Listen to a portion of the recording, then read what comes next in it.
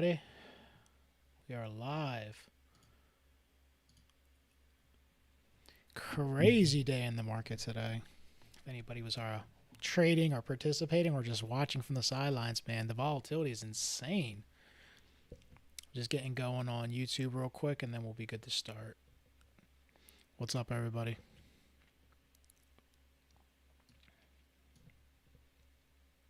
All right, live on YouTube. Let's go. So, let's talk about it. Let's talk about the markets, guys. Let's talk about the elephant in the room. Let's talk about oil.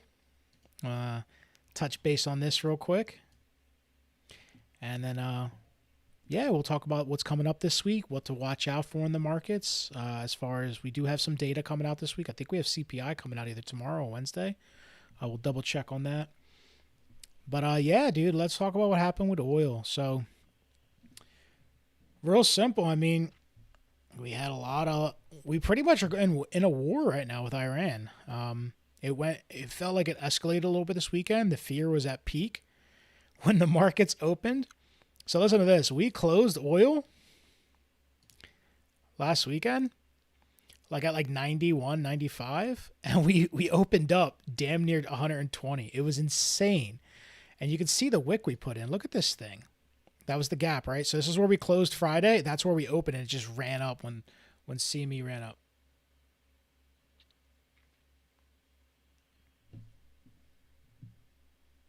Sorry, 1 second, guys. I'm just getting my music set. So, yeah. And funny enough, it all came back down. So, whatever happened in oil, it's back down. We had lost a key level that we probably want to hold to remain bullish. But although, I'll be honest with you, this thing could easily pop back up.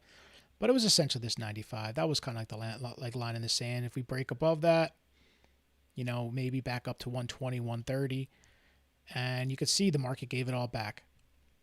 So we're closing underneath. I'm going to watch this 95 level for a back test. If we start to break back above it, I expect this wick to get taken out back up to 120.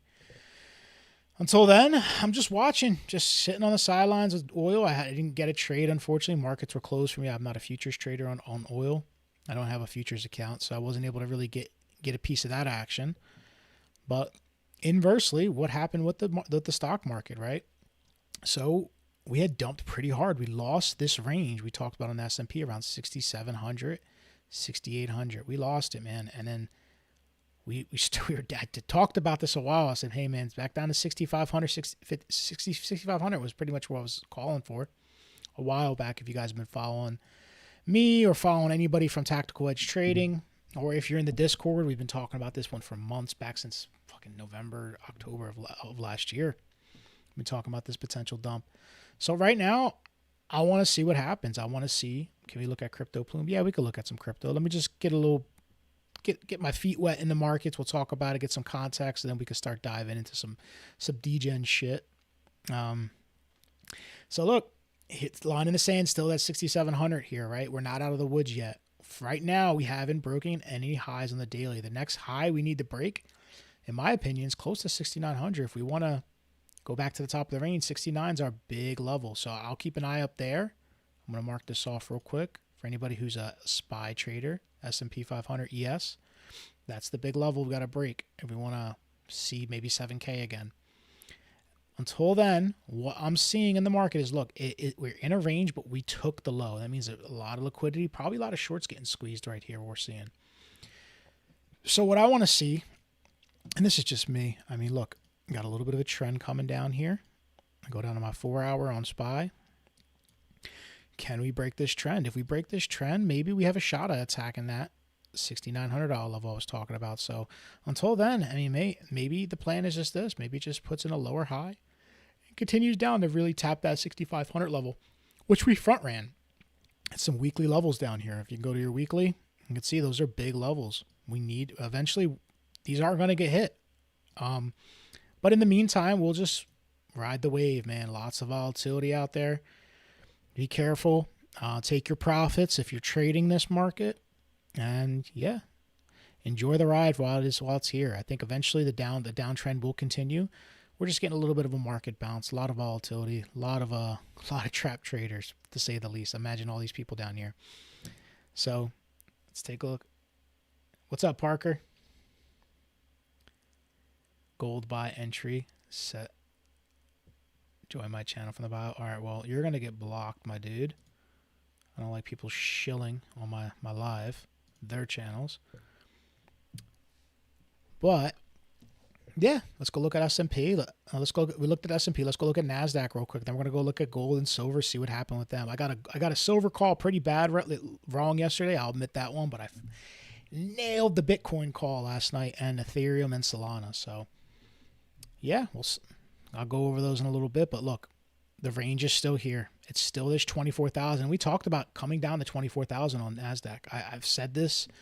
I've been saying this for a while. I thought we're going to come down here and tap this. We start losing this level, it's going to probably come back down to 23. But right now, we're still holding range. And our resistance is sitting around this level, around 23.4, 23.5, right up here. That's the level to break right now on the daily. So as long as we're below that, we're in a mini range within a range at the end of the day. See this little range here? Resistance, support.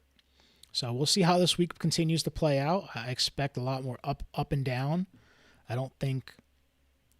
think bears right now are getting the worst of it, but eventually they will come after the bulls too.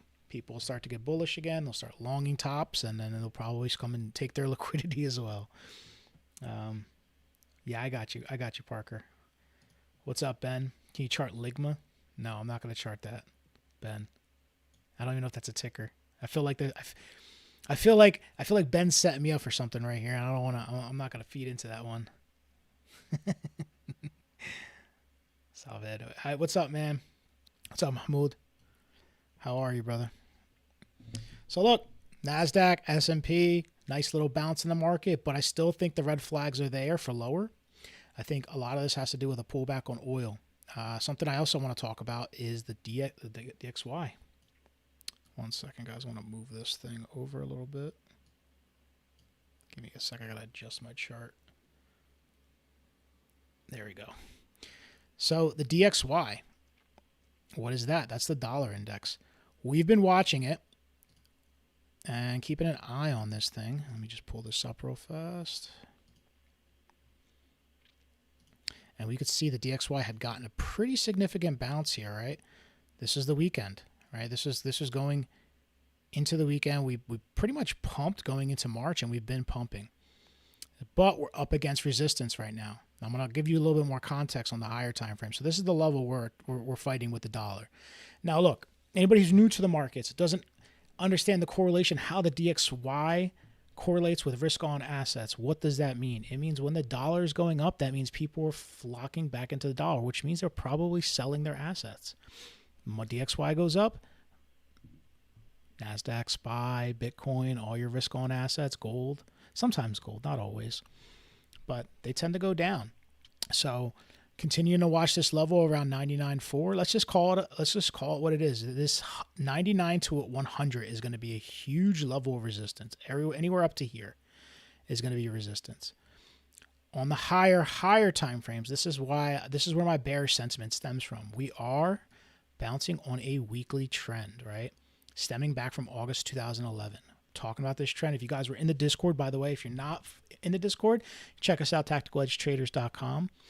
You can join the Discord, check out the free courses there. We'll teach you everything we know for free. You can join Discord as well for free and, be part of an awesome trading community where you can bounce ideas, learn from others, be around traders of all levels, full-time traders, people who've been in the markets a decade or more, and then some people who are newer. So you'll have all levels to learn from and to just kind of gauge yourself against. If you're newer, but you have some experience, you may find that, there's some people that have a little bit more experience in the Discord, and there may be people who have a little less experience, but I think you'll find a nice fit there.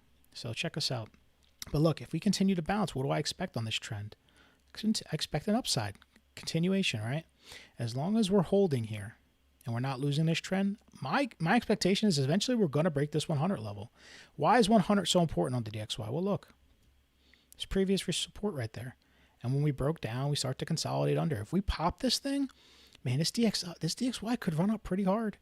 I mean, 109 is like the next weekly level if we break 100. So that would probably be bad for your stocks, for your cryptos, for any risk on assets. Some excluded, but for the majority of them, it's not going to be great. So we are still in a bearish environment. We're just having, we have rallies, just like when we're in a bullish environment, we have pullbacks. So keep that in mind. I want to throw that out there, everybody. What do I think of Robinhood? I don't know. We'll check it out in a little bit. So I want to take a look at gold real quick, and then we'll start getting into some caller requests. So look, gold still kind of fighting with this 51 level, right? This $5,100 level I've been talking about. I've been watching this thing forever, and we're trading in a little bit of a range here, right? My sentiment on it is this. If we can break and sustain above 5,100, there's a shot that we can continue up and retest the all-time high. Let me get rid of that. We can maybe retest the all-time high. As long as if we're below it, then hey, I think we're coming back down to that 5,000, maybe lower. There's some levels below that we could probably hit if we start to close below, starting with that 4,900. And then we could potentially come all the way back down. If we lose it all and give it all back, if let's say this was the high, the major high around 5,600, then, the next level to come take, if we can't continue, hold above this level, is going to be down here eventually at some point, 4,400. But for now, we are holding. You got to excuse all my LARP lines here, but this range is going to be important to me this week. This is something I'm going to be watching. You can call it anywhere from like low 5,000 up to about 5,200. And we're just chopping around this 5,100 level. This could be a bear flag. This could be a start of like a higher low. So how do we determine that? Well, for me, very simple. We start breaking above this, start clearing that, and then we continue up. If we start to lose this and we start to back test, then we're going to go down. I mean, it's pretty simple here. So I'm going to continue to watch gold there. No real plays on gold at the moment. I'm kind of sitting on my hands when it comes to commodities. They've just been kind of running up and down. I'll talk about silver real quick. So silver, I was short silver somewhere around here, around this 83. Why was I short silver? Well, I saw opportunity. We're in a little bit of a pennant, symmetrical triangle. We hit the resistance. We swept that high right up here around 84. And as we started to break back down, I got short. I did close my short out as we started to break back into the pattern. We had lost the pattern over the weekend, and yesterday they reclaimed. Once they reclaimed, I was out. And you can see it was pretty much, it was a bear trap right here. We swept the lows here. We trapped probably an ass ton of shorts here, and now they're getting squeezed out. We broke a significant high around 86. The next level to really break, to really get bullish, is going to be this 92 level we've been struggling with. You could see 92, we've swept it, we lost it. Now we're coming back up for the back test. If we clear 92, I suspect silver is going to continue up into the hundreds, maybe 100, 110, potentially a little higher. But for now, 92 is still resistance, but I wouldn't go fading it just yet. So when it gets to 92, I'm going to be looking for some reactions up there. End of the day, shorting oil at 90 down to 75. I don't know, man. I wouldn't be shorting right now. I feel like I feel like the next, all it takes is one bit of news to come out, and then oil is probably going to just run back up again. So just be careful with that. It's very volatile right now. You could get really fucking wrecked on that thing. I know a lot of people got squeezed out on it, but if you caught the short up at 120, 115, man, you killed it. Congrats. So do you use Elliott wave theory and chart patterns? Mildly. I don't really dive too deep into the Elliott waves. Me personally, I like to keep it simple. I mean, things move up in waves and move down in waves, and you can identify those on the macro. Yeah, they can help you, but I don't trade off of it. It's just more of like an overview of like what the market's doing, which direction it's heading. It's more of a trend indicator for me than anything. So someone asked for, you said I'm the only one that you rely on TA. That's what's up, man. I mean, look, dude. Rely on TA or no? So look, I'll be honest with you, Mahmoud. TA is TA is always going to, in my opinion, trump the news. But when it comes to certain things, like you get black swan events, like Trump can tweet in a volatile market and he can send the markets up or down. So you have to keep that in mind in times like this, especially times where there's like everyone's kind of in fear and panic. No one really knows, big times of uncertainty, just like we're in now. So I would say the best thing to do, trust the charts, let the charts lead you. Oftentimes charts will show you the move before the news hits. And that's just from my experience. So I think TA, in my opinion, if I, as a trader, TA is always going to outrule the news. But if I know a news event's coming up, I treat it as a, kind of like a no touch zone. Like I don't trade in that area. Like if I know we got a big news event coming up, let's talk about what news events this week. And give you some examples. So I'm going to go look at Forex Factory. We're thinking, so tomorrow we don't have much happening. Wednesday, though, 8:30 a.m. Eastern, you got core CPI and month-over-month and year-over-year CPI. That's going to show inflation data. That is going to be super important. We also have the 10-year bond auction. Another thing to watch. You know what else we have Wednesday? Crude oil inventories. Now, we haven't really paid attention to oil as much, but now it's kind of, it's in the news. It's all around. Everyone's paying attention. So I think the crude oil inventories are going to be watched. So I think that's hitting 10:30 Eastern on Wednesday. So I would keep an eye out for that as well. And then as we go into the week, we got some employment claims on Thursday. And I think Friday we have core PCE. So those are some big data points for the Fed. I think the market's going to watch them. If things come in hotter than they're supposed to, like inflation's sticky, I expect the markets to react to that. Also inversely, like look, if things come in a little cooler, we'll see. Maybe the markets continue to rally this week. Now look, don't get that confused. A rally doesn't necessarily mean we're bullish again. So just keep that in mind, guys. Yeah. Also, if you're not following or subscribed, go ahead and do that. We go live 6 days a week. You'll get those notifications when we do go live. If you have coins, charts, stocks, commodities, whatever it is you need TA'd or you want us to take a look at, these lives are your opportunity to get those things TA'd and looked at. And we can just, get a second opinion at the end of the day. But yeah, I mean, right now, nothing too, I'm long BTC. I'll show you the long I called last night. I was watching this channel and I want to give you some context on this. Look, at the end of the day, BTC is in a bear flag. Straight up, right? It's in a bear flag. I like to trade BTC because it's volatile and it tends to front run a lot of the other markets so you can catch good moves on it. But look, bear flag into this trend. What happened before? We broke down. So I'm expecting something similar. I'm expecting a push back up into this trend at some point. Maybe we don't get all the way up there, but I think that's, it seems like it's on the table at this point. So I'm not ruling it out. A little bit more internally, like, look, we were coming down. We had swept liquidity. We had some crazy news over the weekend. And then we started to break this trend. And that's when I said, hey, look, if we break this trend and we hold, I expect this thing to start taking out some highs.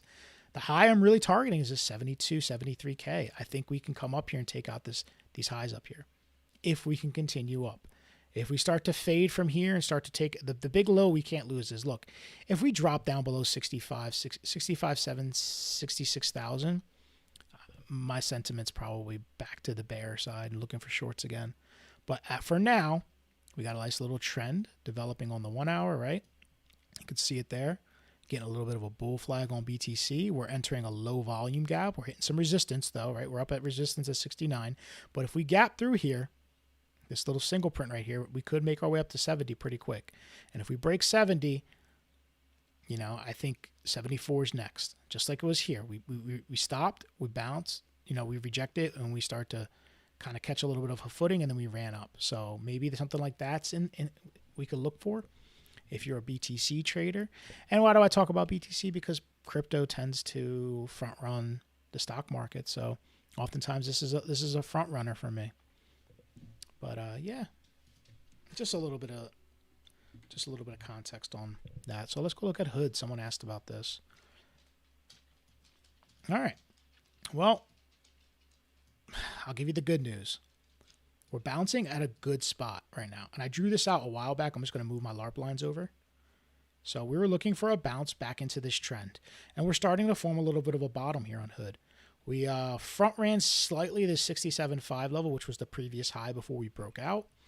And look what we're doing. We're coming back down into that area, and we're starting to form we're getting a little bit of a rounded bottom. I go into my 4 hour here. We have some levels that we need to break for this thing to continue up, right? So the key level right now is we got to get back above 85. We start breaking 85, 86. I think we could enter, a little bit of a low volume gap up to 100. But these levels have to be broken first, right?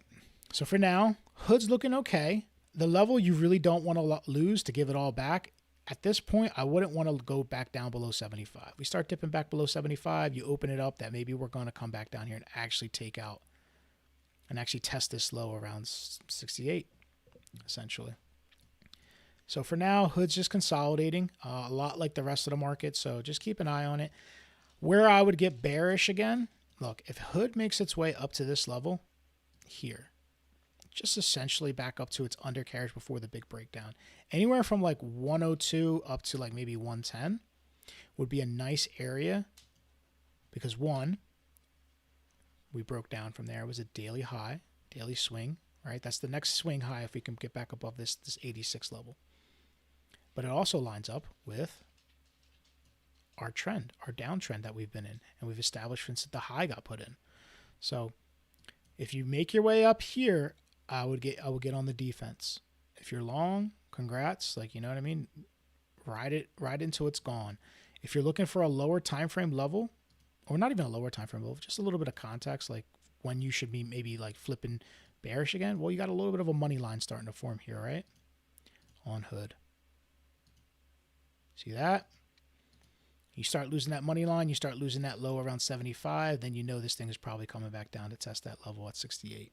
So above this, you're okay. So, but just be careful when you start to get up into these zones up here. I'm going to just use a box to just mark this out for you guys. When you get back up to this level, you got to be more, this is where you get defensive. This is short-term resistance. You know, maybe we break above it and we go attack these highs around 102. Maybe we don't. Maybe we roll over here. Maybe this is just a back test, you know? Maybe we're going to put in a lower high, but we won't know. So we'll wait for the week to play out and see how things roll. John, control your emotions on don't full port. Yeah, you shouldn't. Shouldn't full port ever. So AES, a good question. What do you wish you would have done on your first week learning trading as myself? Probably not put money into the market. That's the one thing I wish I would have done. Maybe like keep my money and actually learn how to trade, develop, build a system, understand how the market moves. I think one of the things I probably would have done to speed up my training would have probably been join a community. We over at Tactical Edge Trading, we have free courses on our website, tacticaledgetraders.com. Ben put together amazing courses, and it's not like a 5-minute course you go through it and trading. No, I mean he put some serious time in it. Like there's hours of videos in there that you can really like get some good knowledge. And like I said, it's the information's out there. It's not secret. It's just that we've compiled what works for us, what we found has worked over a decade of trading in these markets, and Ben put together courses on it. So check that out. Maybe join the Discord. If it's not our Discord, join another trading group. You know, that's always going to help you excel, especially as a new trader. Why? Because it'll stop you from, one, you can learn from other people's mistakes and avoid those pitfalls that many traders will experience who are new to the markets. You can learn through other people's mistakes. Another thing is you can kind of see what works and what doesn't. You'll find out what's bullshit and what's not. We'll tell you really quick. If you start throwing stuff up in the Discord, and it's some wild stuff that we're like, oh man, this guy, like, I remember, who was it? I've seen some crazy shit people post in the Discord sometimes, and some of it works. Some of it,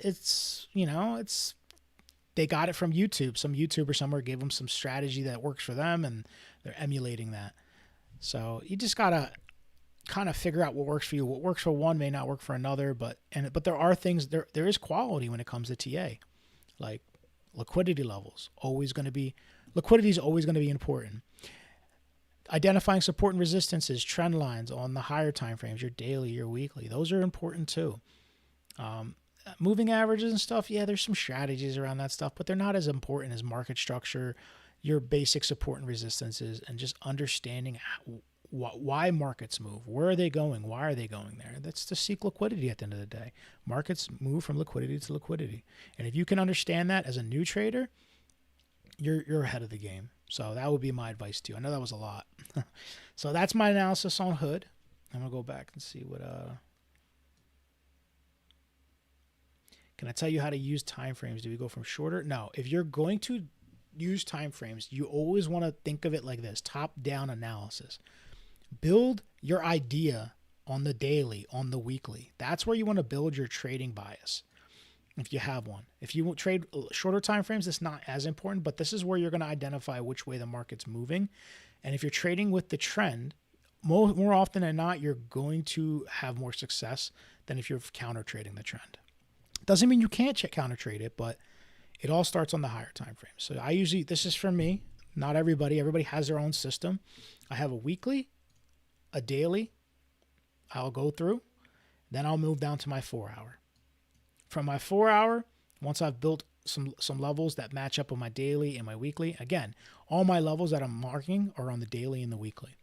I'm not really marking out 1 hour, 4 hour levels. Sometimes they make sense. Like you'll get a 4 hour level that has confluence with a daily level, or maybe like a session level, like an Asia or London low or high. Those will make sense, and you probably get a little bit of move off those. But your better bet is to stick to the higher time frames and work your way down.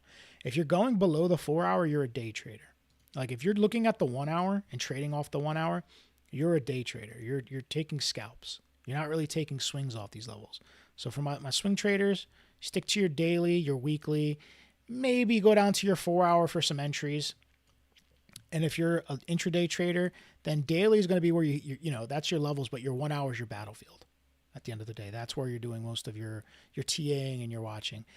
Anytime you're getting down to like the 15 minutes, that's when you're looking for entries on like a lower time frame. You're looking for a day trade entry on a 15 based off a 1 hour analysis or something like that. And again, the levels all line up still to my dailies and my weeklies. Those are the real levels you're going to have success. So top-down analysis is the answer to that question, Mahmoud. If I want to trade today, how far back should I look? Well, it depends on what you're trading, dude. I would say at minimum, if you're going to trade today, look at what's happening in the week. Mark out your weekly high, your weekly low. You could even go as back to last week and mark out last week's weekly high and low. You want to mark out yesterday's daily high, today's daily high, daily low. Same thing. So you want to focus on those higher time frames. Figure out what levels where you stand. The last thing you want to do as a day trader is trading in the middle of nowhere. You want to make sure you're near support or resistance, because why? That's where the big money's trading. They're not trading in the middle of a range. They're waiting until you hit liquidity. You're not going to catch Warren Buffett or, Jane Street taking trades in the middle here. They're going to be looking for these higher zones. They're going to be on their higher time frames, looking for bigger levels to go short and long. And they need the liquidity. They can't just jump into the market willy-nilly anywhere they want, because they're going to push the market. So they're going to end up with a lot of slippage and shitty fills. So they seek liquidity. So your best bet is to look for the liquidity, identify that on the daily or the weekly, and then wait for price to get there. You trade against the trend. Learn how the VAG. What? What are you talking about? Don't worry. The VAG moves? What is that? You talking about the VIX? I have no idea what you're talking about, bro. Yeah. What's up, Kush? Kush is one of our members in here. He's on YouTube right now watching. He likes those degen coins like some of you guys out there. He likes crypto, but I think he's moving more into stocks. All right, so I looked at Hood. What's up, Kay? How are you? George, what's up, George? Yeah, I think you're right, man. I think George is right. The SPY is going to keep chopping on the daily, and the longer it chops, the bigger the drop. He is absolutely right. The bigger the consolidation, the bigger the move after, or the more explosive the move. So let me go look at River real quick. Am I looking at the right asset right here? River Tech? Let me know if this is the right coin or right token or stock. I keep saying token. You could tell I learned trading crypto And then I turned into a stock bro afterwards. I mean, the trend's down on this thing, dude. If this is it, if this is what we're looking at. Mind explaining the lines in the box? So for me, lines and boxes are just levels. They're just visual indicators of market structure levels, higher time frame support resistances, trend. The boxes give me zones. A lot of times it's not as simple as, hey, I'm going to wait for S&P to hit six something, an exact number to look for a short. Sometimes more volatile assets, you get pockets, areas where price may react. So that's when I draw boxes, because sometimes it's not as clear as just hitting one zone, especially when you got like a couple weekly or daily highs stacked near each other. It helps to throw a box in there because this gives you a little bit of a window, you know, like the idea is you want to be right in the zone. You don't have to get it exactly right. You're just waiting for a reaction in those areas. So you can use these tools to set alerts on TradingView. That's what I use as just a trading platform, just to do my TA. And those alerts will oftentimes keep you from staring at a chart all day to wait for that one move. You could just set your alert using these little lines and boxes at key levels and wait for price. When the price gets there, it'll tell you. And then guess what? You go check the charts out, and if the trade's there, it's there. If it's not there, then guess what? You don't take the trade. It's as simple as that, end of the day. River USDT. I figured this wasn't it. By the way, guys, if you're asking for crypto, specify USDT afterwards. Otherwise, I'm just going to assume you're talking about a stock, because I'd say 80 to 90% of the people that watch the lives or in our Discord at the moment, they're mainly focused on stocks. Crypto's like kind of like a secondary to all that. I'm going to go look at it. Let's go look at it on Binance. What the hell happened here? Is this new? Or is there older data? Let me see if there's older data. I'm going to check out. Yeah, there's older. I'm just going to use MEXC chart. I don't typically use MEXC for anything besides the fact that it tends to have more data on older cryptos, because it launches there first before it makes it to bigger exchanges like Coinbase and Binance. So look, if you're looking at River, dude, you put in a nice low around 730. It's a weekly low. It's a daily low, right? You can see it right here. We have a little weekly low here. Why did we bounce there? Well, just drag the line over. It was a previous high before we broke out and had that massive run up to about, what, $80 something from about $7. So we're back down here. We're finding support momentarily. Doesn't necessarily mean this is going to be support forever. But as long as it's above this, I think the next logical place for this to go, if it can remain above this 770, right, without rolling over, is probably going to be up towards this $24 level. If it can put a higher low in, essentially, is what I'm saying. So put a higher low in here. This would be the area to attack that I'd be watching, is around that $24 level. A little bit to the downside. I mean, right now, look, you're breaking down. The level to reclaim to get bullish on the short term is going to be this level around 1360. You see how we held support here? Boom, support, and then bang, we dropped. The good thing is, look, you're starting to get a little bit of a trend forming right there. So that's going to be an early sign. If you break this trend and you can manage to reclaim this level here, maybe there is some more upside here. But as far as I'm concerned, as long as it's below this level, the next major level to the downside is probably going to be down closer to $10. What did you want, Parker, again? LMT? Let me go look at LMT. Lockheed Martin. I'm going to tell you something about Parker. Parker's one of our youngest members. I'm not going to say his exact age. He's definitely not over 18. And he's trading more responsibly than most people I know that are traders who've been doing this for years. He sticks to real assets with lots of liquidity. He's not trading like these degen coins or stocks, like these micro caps. So, I mean, Parker his head's in the right place. He's playing the long game. And if you treat trading that way, it'll reward you. If you're trying to make money fast, it's gonna expose you, and you're gonna find out the hard way. But if you treat trading as a gradual thing, and you take it slow, and you don't oversize, you don't rush into positions constantly, you're patient, you wait, you can find some good good plays out there, and you can consistently continue to make wins and grow your P&L. Your P&L is going to grow, your account's going to grow. It's when you start to get greedy and like those emotions start to kick in, that little fucking gremlin on your shoulder telling you it's not enough money, even though you're fucking 100% in profits or 50% in profits on a trade. That's what's going to kill you at the end of the day. At least for me, that's the truth.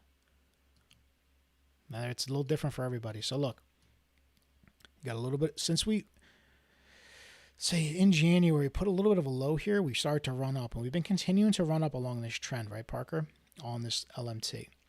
What I would watch for here, do we take this low out? Do we take this trend and this low at 646 out?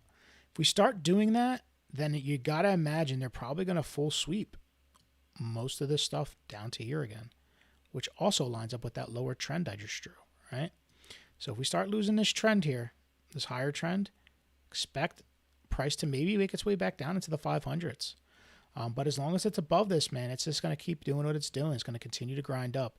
Now, I'm going to go back to the weekly to see if I can find any resistance here. I don't even know if we have resistance on the weekly. Let me see if the monthly has anything.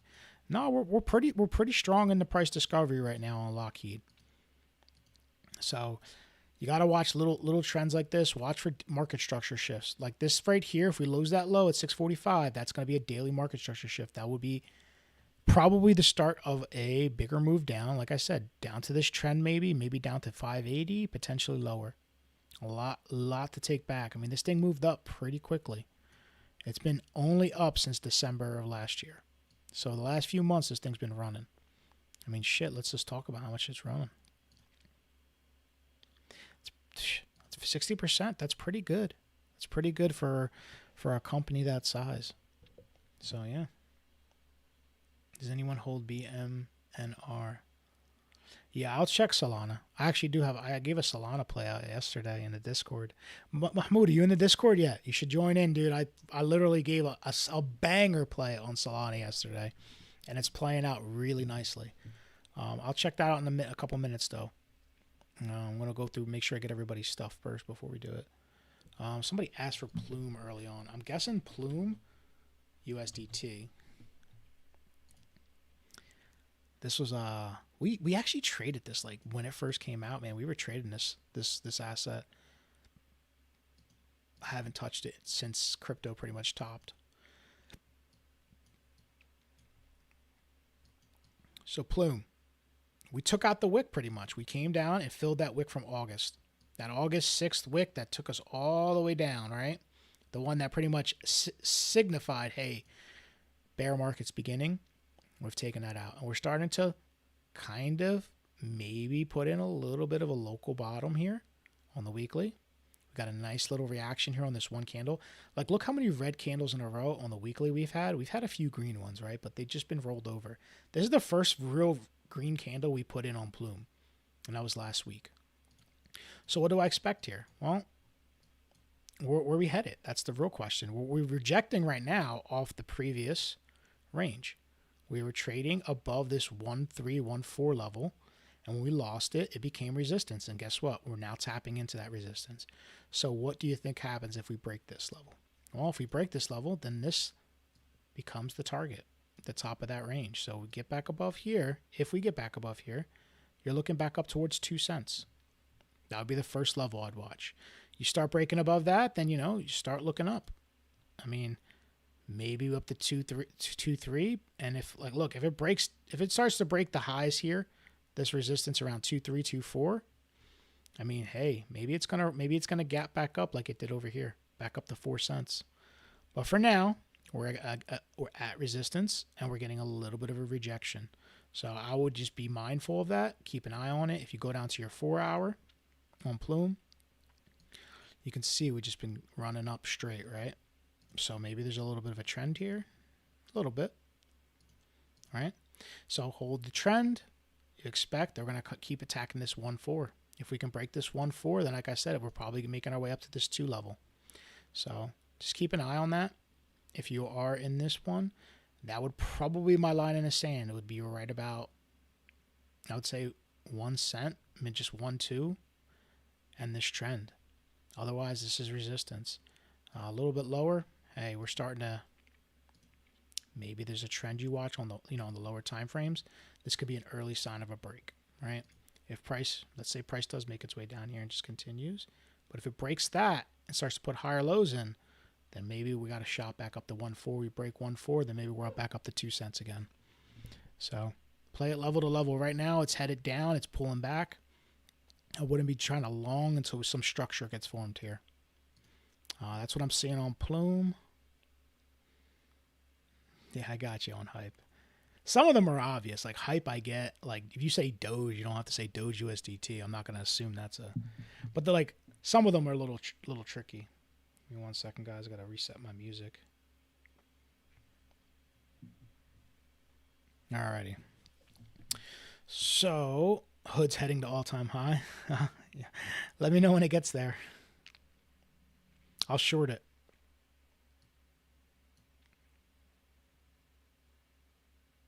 By the way, guys, if you're watching right now and you're not subscribed, you're not following, go ahead and do that. Hit that like. You help the channel out. You also get notifications when we go live 6 days a week. My name is Eddie. I am a trader at Tactical Edge Trading. I've been trading for about 6 years. Ben and Nick, who are the founders of the Discord and the group, they've been trading for about a decade each. Lots of experience between the three of us. If you want to join a real community full of real traders, no bullshit. We're not going to feed you fucking moon scenarios, and we're not going to fill your head up with nonsense. We're going to be real with you. Check us out, tacticaledgetraders.com. We have free courses on there Ben put together. Some other stuff on there. We got a trading journal that they put together, which is probably one of the coolest trading journals I've ever seen. And you can join the Discord from there. Links are all in there. If you're on YouTube, links are in the description and in the bio. And you can find on our profile page of TikTok, you could find our link to our website and everything. You can join from there. The portals will lead you to the Discord, free to join. And then you could say what's up and see what we're about. It's not going to be any skin off your back. So what else are we looking at?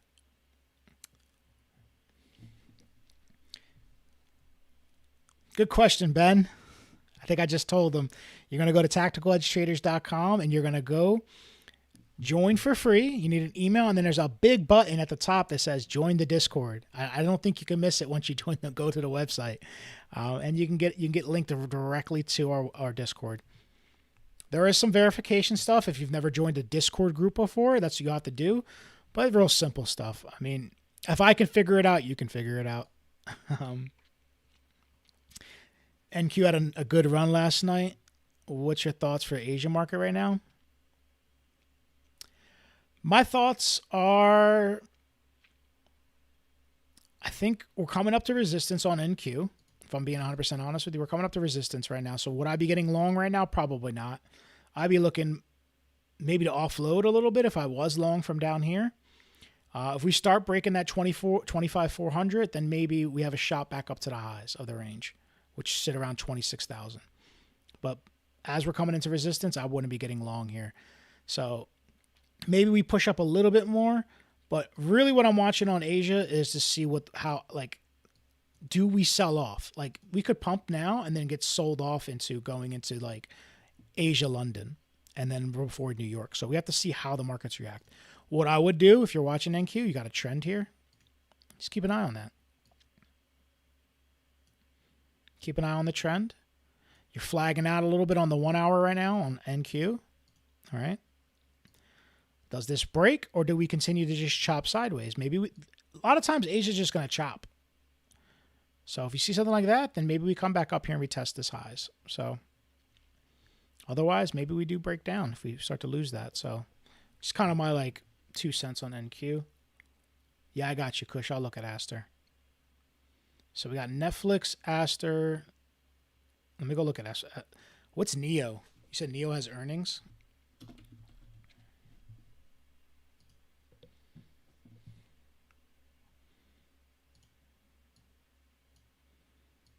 All right, look, I don't even have to tell you what I think about it. It's on my screen. I've already drawn it out like last week what I want to see. So we broke a key level, 96. I said if we can hold above 96, look, no reason we can't start making our way back up to 109, potentially 115 right on Netflix. We had a nice long trend down. We've been trending down for quite a bit of time, right? It's normal to have a back test, and these would be some good levels to watch, like this 110, 115. great areas if we were looking for a higher time frame rejection. Otherwise, look, if we don't hold this level, there's a very obvious target below us. We left behind so much on this gap up, right? So if we start to lose this 96 level on Netflix, I think that this CME gap we left behind is the target. Around 90, potentially if we decide to break through it, down to 90, like 85. So like down here essentially. 1 second, guys. So yeah, that would be my target if we start breaking back below 96, maybe down to 85, potentially even lower, down to 83. We could theoretically come all the way back down here and still put a higher low in and continue up if the market decides it wants to do that. But right now, we're above resistance. We're trying to flip it into support. If we can do that, then I see more upside. If not, then maybe we're going to get a pullback into these areas on Netflix. So watch that 96 level. And if we hold 96, then you're looking back up to, like I said, 109 to 115 is your levels above. Now let's go look at Path, and I'm going to go look at Aster. And I think I've seen Circle in there too. I could check out Circle. Another one I talked about. Kind of drew it out, right? He had a little bit of a trend. I said, break the trend, break this level at, what did I draw it at? This is pretty much 1150. And then we can potentially start making our way up and taking back some of this liquidity that we stacked up. We stacked liquidity here up at 18. We have liquidity stacked here around 15 on the daily. And we have liquidity stacked here around 1344. Those are all viable levels for us to go attack if we continue up. So the first level, 1344. I'll get rid of some of my LARP lines here. But look, we had the breakout. Did we get the back test? Let's go check it on the 4 hour. Not really, but we do have a nice little money line to watch, right? Money line, trend line, whatever you want to call it. You start losing that, that's your first sign that it's probably going to roll over or come down a little bit. So stay above this, and I think 1340 is probably in the targets. We're starting to break the last bit of resistance here around 1184. So hold this trend, man. I think 1340 is in the cards for Path. Look, inversely, where are we sitting? Go to your weekly. We're pretty much smacked down at support right now. Like, we're at the weekly low from the last couple years. So a bounce is normal here. But we did get that break of structure here on the weekly. So the only way we flip back bullish here, and I'll get rid of this trend so you can see it, we need to start taking out some of the weekly highs, and that sits at $20. We don't take out $20. You know, any lower high on the weekly is just that. It's a lower high. So, but so far so good. Yeah, I mean, it looks like it's primed for a little bit of a bounce, right? So we'll see. I think the market's due for it, to be honest with you. Due for a little bit of a bounce. We got to trap the bulls so they can get some fuel to go back down. That's where my head's at.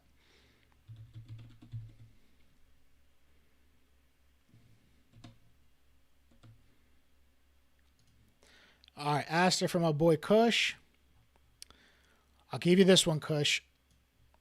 This looks like a bull flag. Could it be a Bart Simpson? Maybe. But we got some invalidations here, right? Look, we got a support sitting around that 68. We said that a while back. Break 68, and you could make your way back up to this $80 level up here. And right now we're holding. So let's see what happens here. Is this a flag? And if it is a flag, where does it go? I mean, look, I'm just going to do some moon math here. Just pull a little bit of a... I mean, shit. Could take us back up to $1. $1 would make a lot of sense. It lines up nicely with this right here. The support we once had before we broke down. Just drag that over. That's where we're headed. If this flag does break out, and we could take that 80 cents level. But that's your immediate support is around that 68. Don't want to lose that if you want to remain bullish for now. Otherwise, you know, maybe it's back down to 60 cents. That's the next level really down here. And there's not many lows. Like, this is the daily low down here. Like, all the way down here, 40 cents, that's a daily low. So you lose this, I mean, it could come all the way back down here. So that's why it's important to hold this level for Aster. But right now, it's posturing bullishly. You got a daily trigger wave right there on Market Cipher. For my Market Cipher people, that's a trigger wave right there. What does that mean? It's just an indicator at the end of the day. Normally, there's a strategy behind this. This is usually a good place to start looking for, you know, a little bit of upside push. The weekly stochastic is bottomed out. And look, not only is it bottomed out, but look, I'm going to just get rid of the market cipher real quick. It's printing weekly bullish divergence. So from this low that got established here to this low here that we're sitting at, momentum shifted downwards. That's bullish divergence on the weekly. I don't fade that. Doesn't mean we go to all-time highs again, probably not. But in this kind of market condition, it could mean a little bit of a dead cat bounce, maybe a little pump. Just like I said, maybe to trap some more bulls before they run it down. So Aster's looking strong here as long as it's above 68. You start losing that, and I start to question it. What else? What also could be forming here? Well, look at this. Could be an inverse head and shoulders. Measured move takes you up to about that dollar level. Maybe a little higher. So, yeah, man, this one looks good.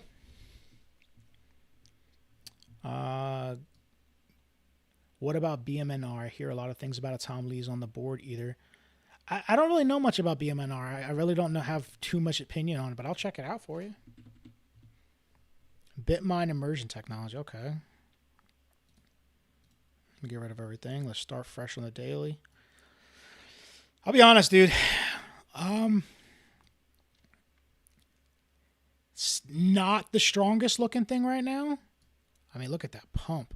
Pumped up to like 160 and just giving it all back. So what I would look for here,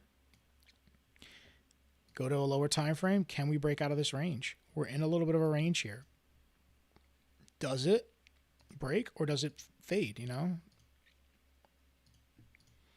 If it starts to lose this low around 1835, it's probably going to head down. At least to retest the lows at 16, maybe lower. Next level down really is down here. It's like, it's pretty much taking the rest back. So how does this play out for you, right? If this is a bear flag, which that, you know, if we gain acceptance below that range and decide to head down, the bear flag would play out, right? Where does that take us? Pretty much back down to fill this gap that we left behind here from 1250 down to like 650. Inversely, if we can break above this, then we start to head back up potentially to retest this. What do we break down from? We broke down from a little bit of a symmetrical triangle here, right? And oftentimes when these things break down, you'll get the back test sometimes. You know, it doesn't always happen, but you'll usually get a nice little back test into this area to see if it's going to roll over or start flipping structure back up, you know? So I'd watch out for that, but I think more if it does pump back into that $25, $26 area, I'd be getting defensive there. I'd probably be taking profits. I'd probably be moving my stop into profits if you haven't done that if you're long, or maybe looking for shorts if we get the right, you know, the right reaction we're looking for. But that's what I'm seeing on BMNR. I'm going to just tell you something, dude. Never pay attention to who's in what, because, yeah, okay, this celebrity's in this coin, or this politician's buying a bunch of this stock. Like that shit I never pay attention to that stuff, because when it makes the news, by the time it makes the news, you probably already missed the move, or they're in and they're selling to you. So just be careful with that. I never trust anything I hear about like people, celebrities or like influencers, you know, like holding a stock or, you know, partnerships and stuff like that. Like that stuff's, you have to really pay attention to what the charts are showing you. And the charts are telling you like this thing's been down only. So if it does get a little bit of a rally, I mean, maybe it's a rally you sell off into.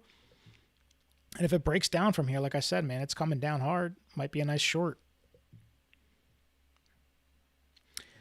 So I'll look at gold in a little bit. I did TA gold in the beginning. Here's the big levels you got to watch for gold. You're consolidating around that $5,100 level. If you start to lose that 5,100 definitively and start to run down towards, you know, and start losing 50, you're probably coming down into the 4,000s, maybe 4,800, I think was the one target we were talking about on gold. But look, if you can break back above 5,200, man, I think 54 to 5,600 is in the cards on gold. I don't think gold has necessarily done its rally yet. I think it's just cooling off because it had such a good pop. What do I think about XRP and the stablecoin builder that BlackRock is building? I'll be honest with you, Mahmoud, I don't really pay attention to XRP, man. Anything with XRP, I kind of just like, I don't really like blink twice at that shit. That's just me though. By the way, guys, if you're watching and you're not subscribed and you're not following, go ahead and hit that follow, hit that subscribe, hit that like. You do the channel a huge favor. You push our content out to other viewers. And also, you're going to get notifications when we go live 6 days a week. And if you're not in the Discord, you can join the Discord from just go to tacticaledgetraders.com. Links are in the description. And if you're on TikTok, you can go over to our profile page and click the link there, or just type tacticaledgetraders.com into your browser. You go to our website. Free courses for you, Ben put together. I'm telling you, it's probably the best content you're going to get out there. It's better than the paid shit you're going to get. It's everything Ben's been using to trade himself and what we teach in the Discord, and it's for free. You can also click a giant button. It's a portal from our website. They'll take you directly to our Discord, and you can join your Discord for free, be part of a real trading community where we trade live Monday through Friday, New York session. We do events, we do group learning, accountability groups. I post my charts almost regularly, what I'm doing. If I'm in a trade, everybody in the Discord knows I'm in the trade. Why? Because I'm screaming at the top of my lungs, I'm in profits. No, I'm kidding. But more often, like I'm saying, I'm throwing my trades in there. I'm throwing my trade ideas. Nick's throwing trade ideas in there. Ben's throwing his trade ideas in there. We won't tell you when to enter because we're not a signals group. And we want you to be able to fish for your own. We're not going to just hand you the fish. We want to teach you how to fish. But on the way to fishing, we'll show you the good fishing spots. Basically, we'll share our setups. And it's up to you how you get into it, whether you take the trade or not. That's on you, but it's there if you want to join. Let's go look at Circle, and then I'm going to go look at Oracle. Then I'm going to look at, I think I'm missing something. Somebody asked for Doge a while back. I'll look at Doge, but I mean, I'm not going to take that one too serious. So Circle, look. We had a weekly shift, weekly break of structure right here. So that's now support. 91.48 is now our support to hold if we do pullback, right? Otherwise, we're coming all the way back down to 50. We left some stuff behind if we start to lose that 92. We left a nice gap from 70 down to like 60. So as long as we're above this, I think, we remain bullish in the short term. I would say the big level to watch above us is going to be this. If we get up to 146 through this push, that's where I start to get really defensive. All right? You can see, that's where we dropped off and came down pretty hard. So that's going to be major resistance when we get up there. So to the downside on the higher time frames, you're looking at 91.48. To the upside, you're looking at 146. It looks a little overcooked on the daily. That weekly doesn't look too bad, right? So maybe there's a little pullback coming. You got maybe a little bit of a trend too. Let's see if I can find a trend here for us. Yeah, there's a trend. Start it right there. So hold trend. You're good. You're Gucci up to 146, right? You start to lose this trend, then your first stop is 91.4. If you can't hold that, and I hate to say it, but you're probably coming back down and take that gap around $70. So, but we're looking for closures under this level, right? That was major resistance, and we want to flip that. So I'm going to go look at Oracle real quick. Someone asked for that.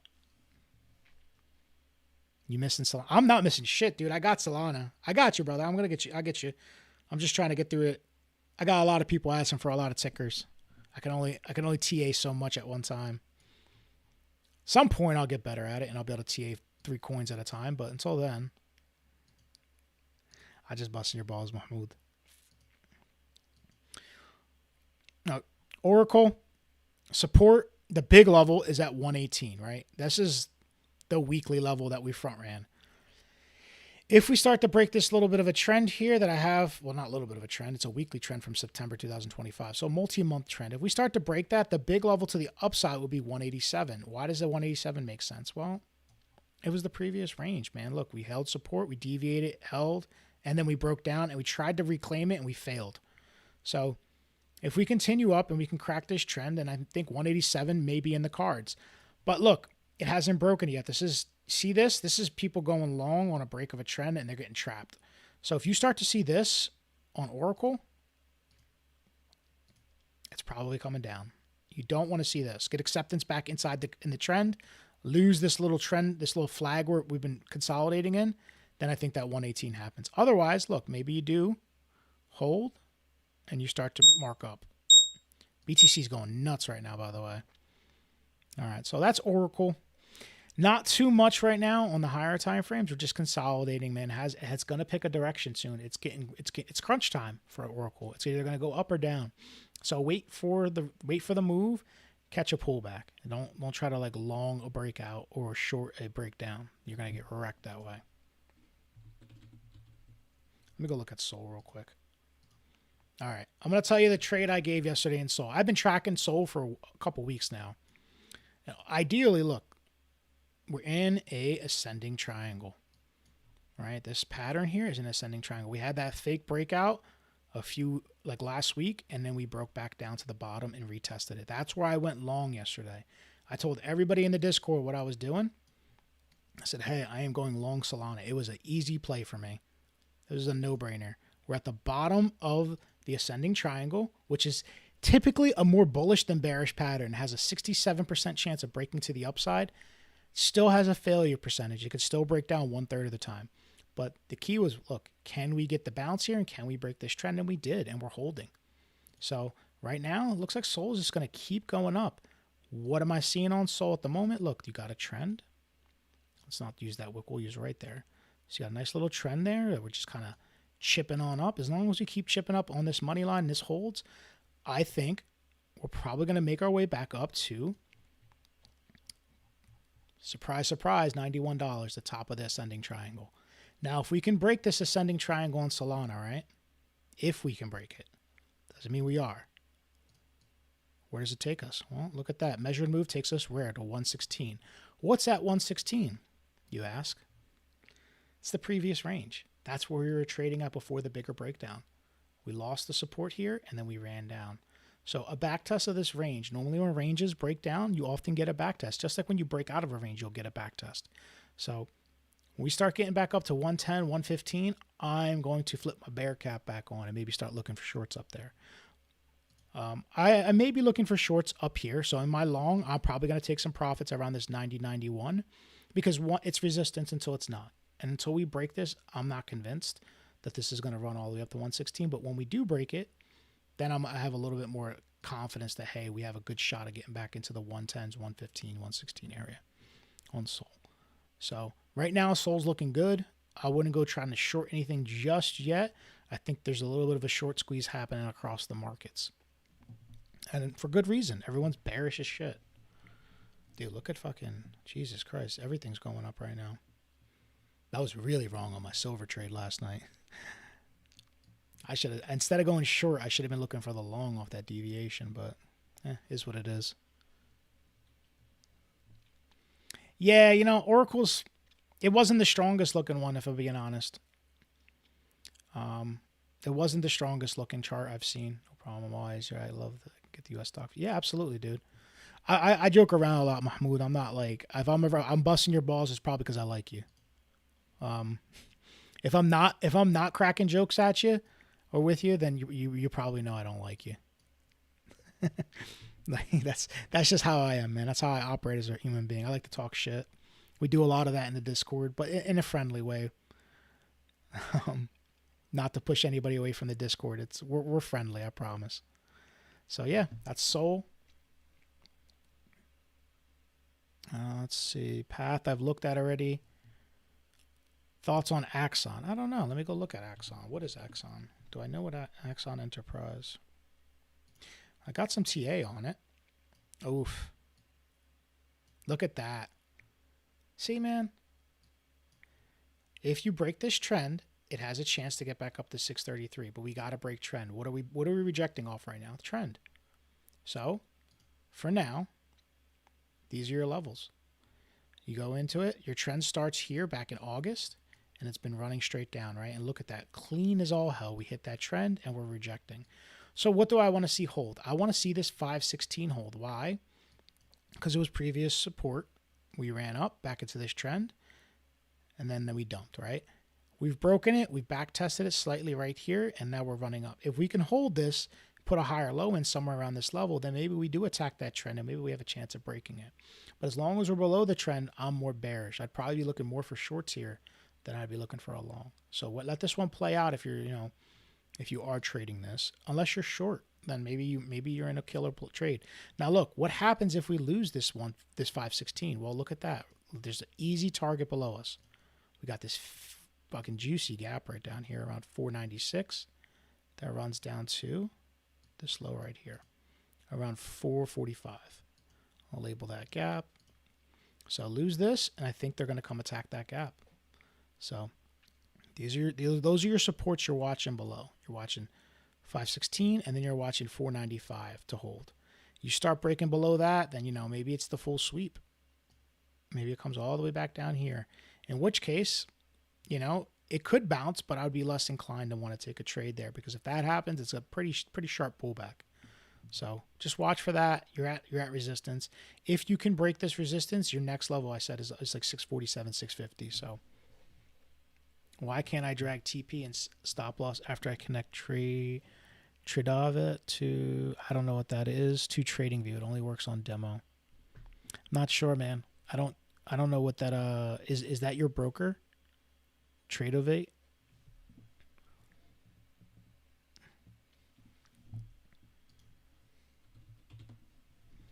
Gaxos AI. What is this? Someone asked for this in the chat. I gotta go look at this now. What the hell is this? Oof. Topped out around $60. It sits at $1.50 now, man. This looks like a meme coin. So I'll give you the bonus. I'll give you the plus side. You're by support, at least. You're at support. You're at weekly support at this point. As far as bullishness on this thing, man, this is a volatile asset. And you can see these wicks up are not anything to fuck with, right? They're 200% wicks up. But there's no market structure here. So there's nothing telling me that this is ready to go up. These are just liquidity grabs at best, or fake breakouts to trap bulls to bring it back down. Someone's maybe either offloading or someone's buying down here, pushing the price up. So for now, your support's at about $1. And I would say your resistance sits around $2.60, maybe up to $3. That's where your major resistance is on the weekly. Daily looks the same. Not much difference on the daily. And there's maybe we can argue there's a market structure shift here on the daily. So there's that low here. You had that high, and then you had the higher low, and then you broke that high, right? So if you can put a higher low in, maybe after this gap fill, which we're filling right now, maybe it continues up. Otherwise, probably back down here if it doesn't do that. So just for anybody who's new to trading, trading's about probabilities. It's not there's no 100%. Whether it doesn't matter if it plays out, you take that trade every single day off that setup. A real trader knows that there's always a probability that it's not going to work out, and you have to be mindful of that. And if you don't understand that and you want to learn it, check out tacticalwedgetraders.com.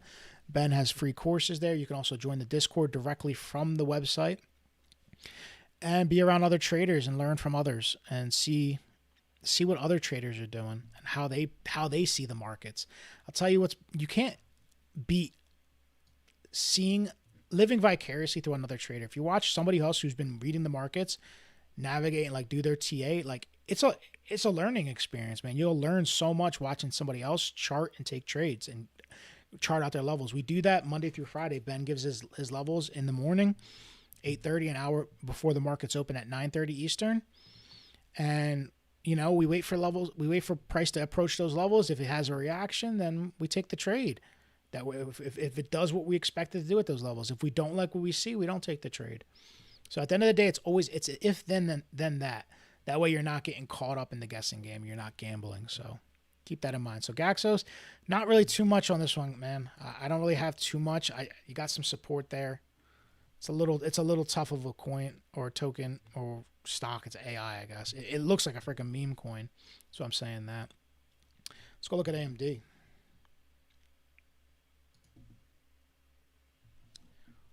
Oof. Let me erase some stuff real quick. I got a lot of LARP lines here. All right. So what have we been doing on AMD? Well, we had a double top right here. You have your double top. And what are we bouncing off of? Well, we're attacking the CME gap below us, right? But we're also bouncing off the previous high. Right around here. Previous high before the breakout, we left this gap behind. So Do we come back and fill this gap before we continue up? Maybe. Or maybe they're just going to front run it and run it up one more time before they come back down and fill that gap. So right now, support sits at 190 for you. If you do start to slip that 190, I expect it back down to 171 to fill the rest of that gap. Otherwise, to the upside, you do have another CME gap up here. So this thing's just full of gaps, right? And it's being protected. And if you notice a pattern, if you've been just paying attention to me like for a little bit, or even just tonight, notice these CME gaps act as support and resistance when you enter them. Right now, the gap to the upside, resistance. So in order to continue up, we need to break through this 218. So that's your resistance. Your support's 190, your resistance 218. Break 218, you may make your way up to like 235, 236. You break that, then hey, maybe you're coming back and attacking the highs at 265. So AMD is just kind of chopping around right now, figuring out what it wants to do. I don't really have too much directional bias on this one right now, but it is on support for now. And support until it's not. You start to lose this level, it starts to get a little more bearish, in my opinion. Can I recommend, let's see what that is. Litecoin. Maybe. If I have time, I'll look at Litecoin. I'll look at it. Just give me a second. Could you recommend me 3 books of trading? I'm already reading the book that the man that created the box theory. Okay. So my 3 favorite books, if you're new to trading and you really want to know like how technical analysis works, Technical Analysis of the Financial Markets by John Murphy. One of the best books you can read. I mean, honestly, that's all you need to kind of understand support, resistance, trends, how patterns work. It's got everything for all types of trading. It talks about VWAP. It talks about moving averages. It talks about everything. Liquidity, like all those things. And cycles. That's a big thing that a lot of people don't talk about in trading is trading cycles. Like business cycle. In crypto, we got the 4-year cycle that lines up with the business cycle. If you haven't figured that out, it's hint, it's the same thing. We follow the stock market. We follow the liquidity in crypto. But yeah, I got you. I want to write it in the chat. So it's Technical Analysis of the Financial Markets by John Murphy. The second book, I would say it's more of a fictional book, but it gives a lot of lessons about trading, is Reminiscence of a Stock Operator. That is a fictional, it's like a fictional story with like real life, like, I guess like parts of like real life of, what's his name?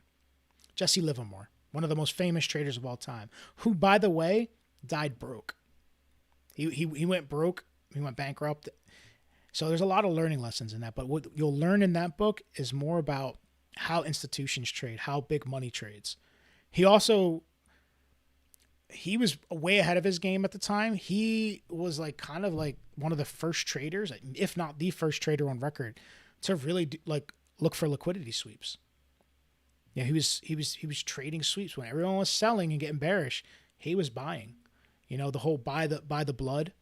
When blood's in the street, you buy. That's kind of like a lot of a theory from Jesse Livermore. And another book. The Psychology of Money, dude. You need to trade.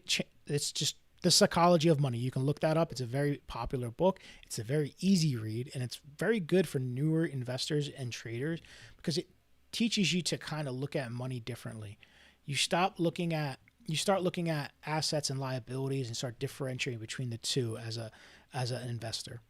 A home can be an investment or it can be a liability. It can cost you money. A car typically is a liability. People think they're investing into a vehicle, but depreciates the minute it leaves the lot. So you'll learn a lot about that from Psychology of Money. So those are 3 books I would recommend. We have a lot more recommendations in the Discord. If you want to check us out, tacticaledgetraders.com. Link to the Discord's in there. You can join for free. You can also check out the courses on the website. But we have a lot of people who post things in there. I know one of our members, Tim, it was like every other day he was posting audiobooks and he was posting like PDF versions of books, free, like books you can buy on Amazon, but he was getting like, the pirated versions essentially.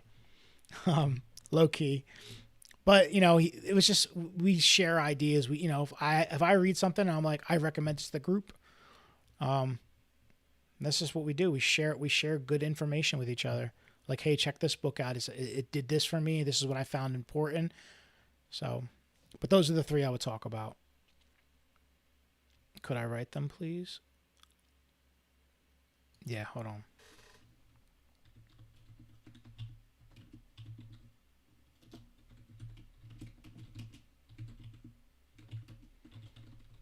I'm typing them in the chat right now.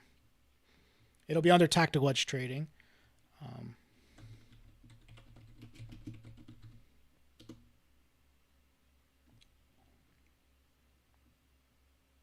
And what is the reminiscence of a stock opera?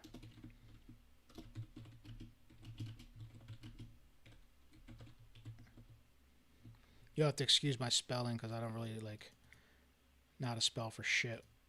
There's no spell check. I suck at it. I just typed them in the chat. Litecoin. Go look at Litecoin.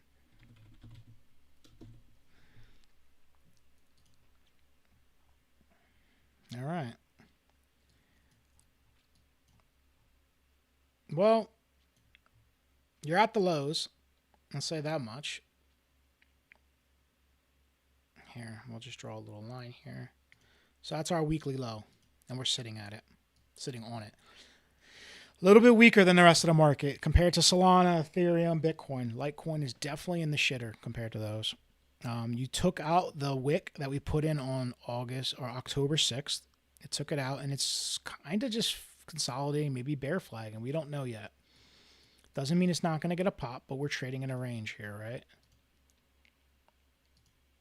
So essentially, the range high sits around 56. The range low is around this low, around 50 to 48. Break this range high around 56. Your next level is 60. And then the level above that's about 70. Those are your two levels to the upside that you could attack. All right. Maybe it goes higher. This is like less probability, 85. That's really that's Bitcoin getting back to 100K, which I don't think is likely. Can Bitcoin get back to 80K? Possibly. Can it get back to 75K? More likely, I think. And maybe that lines up with Litecoin getting back up to 60 or 70. If you're trading crypto, if you're trading altcoins in particular, you need to follow Bitcoin. Bitcoin is the leader of the market. It is, and just like Bitcoin in the stock market, you got the S&P and the NASDAQ. If they're going down, typically you're not going to see many stocks running up. When Bitcoin's going down, you're not going to see many altcoins running up. They run in tandem like that, and Bitcoin follows the stock market. So it's like trading an altcoin basically means you're watching like a ass ton of charts. You can't oftentimes you're not trading directly off that chart. You're following Bitcoin. You're following the broader markets. You're following USDT dominance. There's a lot of things you need to focus on. So, but hey, man, look, get back above 56, 57. Maybe you attack that 60 and then potentially break that. You get up to 70, right? So those are the levels. Otherwise, maybe it's back down to 50, 48. That's your support right now. You start losing that $50 level, though, I hate to say it, but the next level down is back down here at like $40. And if it loses 40, it's probably coming all the way back down to the bear market lows from last cycle. Or not even last cycle, 2 cycles ago. Jesus. Yeah, so I had to say this, Litecoin definitely is not one of the stronger looking coins out of all of them. So, but hey, there's always a chance, right? The psychology of money, yes. Appreciate you, brother. Ram Nam, you're the man. Or woman, not sure. I did look at NASDAQ already. NASDAQ, look, I'm going to go over one more time just for shits and gigs, right? You're in a range. A larger, broader range. 24,000 is your low. Your high of the range is the all-time high around 26. You are trading in a mini range right now with 400 being your high and 24,000 being your low. I'll get rid of some of this shit right here so you can kind of see what's happening. I'm going to go down to the 1 hour so you can actually see. Now look, we're just trending up, man. It's just trending up, but it's coming into resistance around 25,100, 25,200. So if we can push past that, then maybe we attack that 25.4, where I'd be looking for some more resistance. This is going to be a big resistance to break. If you crack that, you open up the gates that potentially retest the highs. Below that, then it's just ranging, man. You treat it like a range. You could just do this until it doesn't. You know what I mean? So NASDAQ's pretty simple. Play the extremities. Play the range sweeps. Looking for shorts at resistance, and you're looking for longs at support. And right now, you're in the middle. You're approaching resistance. So it's probably not the best time to long NASDAQ. But hey, it could continue up. Are you successful? Depends what we're talking about, Oracle. I'm successful in a lot of things, but not everything. Dating life, terrible. Not successful. Trading, yes, I'm successful. I win more than I lose, for sure. Doesn't mean I don't lose though. I do lose, man. I go through losing streaks, just like I go through winning streaks, man. And they fucking suck.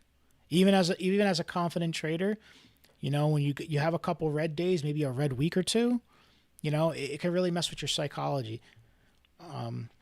I'll tell you what I use to combat that, though. I mean, being part of a trading group helps because one, it helps me it stops me from making mistakes in bad market conditions. Like if the market's bad and choppy, sometimes you don't see it right away. Sometimes I'm zoomed in too much. Being in a trading group and having other people hold me accountable or having other eyes looking at the same thing helps sometimes like get me that clarity. So that's my advice. If you're looking to be successful. Sweet. Damn, dude, what's going on with crypto guys, man? You guys are like loving this shit right now. It's more crypto stuff than I've had in a while on one of my streams. I've looked, Smodius, I looked at SPY already. Look, dude, SPY is simple, man. SPY's weaker than NASDAQ right now. Look, we lost the range already, right? The range was 6,700. We lost it over the weekend, and we're right now bearishly backtesting. If we fail to reclaim this trend, and a lower high gets formed on like the higher time frames, which is essentially your daily. So anything below 6,900, that's a lower high. I expect 6,500 to get eventually tapped. I think they're coming back for this wick at some point. Just do they go up and sweep some highs first before they do it? That's the question. So SPY right now is temporarily bullish. The major level to hold. If you go back below 6,700, man, it's back down to 65, I think. If you're above 6,700, I think you have a shot maybe attacking some of these highs, taking some of these highs out before they actually roll it over. So JJ, what do I typically trade? You mean strategies or assets?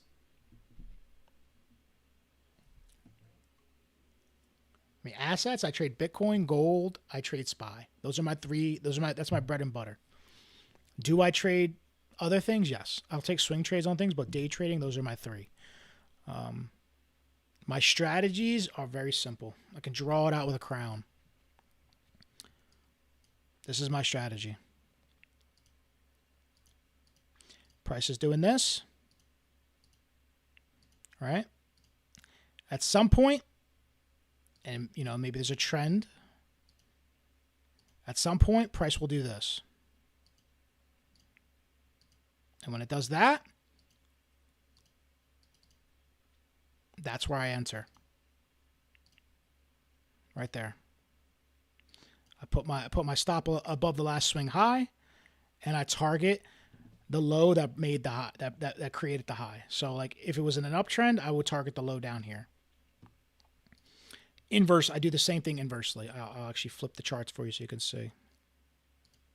Same thing in the inverse. If it's coming down, I look for reversals. I look for breakouts, then the retest.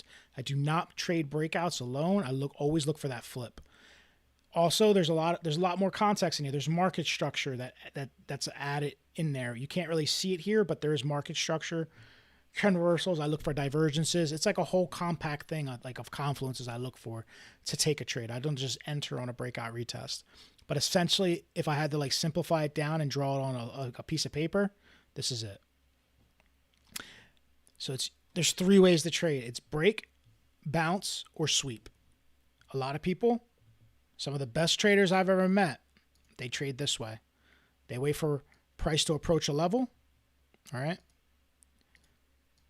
And they wait for the sweep, and then they wait for, like, SFP of that level, swing failure pattern, liquidity grab, whatever you want to call it, deviation, and then they take that trade there. They usually get the best entries, but they also end up waiting the longest for their trades because they're looking for extremities. They're looking for higher time frame supports and resistances for those sweeps. And then you have your breakout traders, which I call suckers. The people that buy on green, they go long on green candles into resistance, and they go short into support on support. You know what I mean? Like, those are breakout traders. If you're gonna pick one and get really good at it. That's my advice. And don't deviate. If you like sweeps, if you like having the Pico entries, the tops and the bottoms, you're looking for SFPs. If you're looking for like decent entries, but also have that confluence of market structure shifts, you're looking for the breakout retest like I have. You're looking for that market structure shift, the flip of the trend, and the reversal. So those are the two styles I would recommend, or strategies. Now those are just essentially entry models, really. They're not like the full strategy. There's a lot more to it. Like I said, I like divergences. I like to make sure that momentum's on my side, volume's on my side. There's a lot of things you can look for. Hope that helps. Let's go look at XRP. Someone asked for it like 80 times. All right, so fuck, looks like shit. That's not even this is the wrong XRP, isn't it? What am I on? Hold on.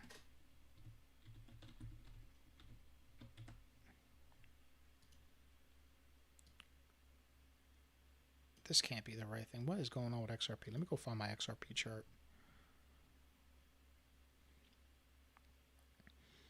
That can't be right. Oh, that's right. XRP wasn't on Binance.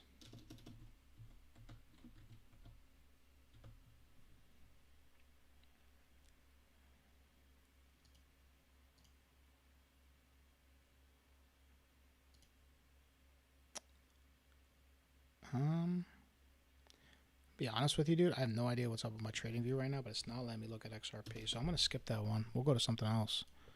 I don't know what's going on there. More fake outs than breakouts. Dude, it's serious. Like, I think one of the statistics I heard, the first time price hits a major resistance, it's like got like an 80 to 90% chance of rejecting. And every time it hits that same support or resistance, every time it hits it, it has a more chance of it breaking. By the third or fourth time, you're closer to like 60% chance of like it breaking, like, or 40 or 50% chance of breaking by like the third or fourth time. So it starts to like be more probable that it'll break after the third hit. That's why we have triple bottoms and triple tops. We don't have quadruple bottoms, because usually that fourth time tends to break, has a higher likelihood of breaking out. But yeah, is that how you figure out? So we can see the whole screen. Dude, it's so simple, man. If you want to learn how to identify supports and resistances, ECHIAI44, check out tacticaledgetraders.com. Look at the courses. They're free. Ben Talks has a whole module on like support and resistances, finding those levels of confluence, whether it's a market session for like your day trading or whether it's a daily or weekly swing high, swing low. He literally like maps it out for you how to do it. So I would start there. Yeah. And then just get good at it. Like eventually you can practice these things. It's a skill you build on. You'll start to see them a lot more easy, like a lot easier. Like me, I can identify support and resistance on something just by looking at it. Typically like Ethereum, like, all right, look, we're approaching weekly resistance. Why? Because I'm on the weekly and that's the last swing high. The last cluster, oh my God, I'm on the inverse. That's why, guys. Why didn't you guys tell me? I was still inversed. No wonder my chart looks retarded. So look, I should probably go back to XRP now. That's probably why it looks so weird. So look, weekly support's down here at 1400. Why? Because it's the last swing low on the weekly. Now the weekly high is up here around 3400. So do you see how we're identifying them? It's just where the candles start to form and start to reverse. You get these swing highs and swing lows. That's how you identify support and resistances. If you want to be consistent and actually do well and not like get wicked out constantly or like pick bad levels, stick to your higher time frames.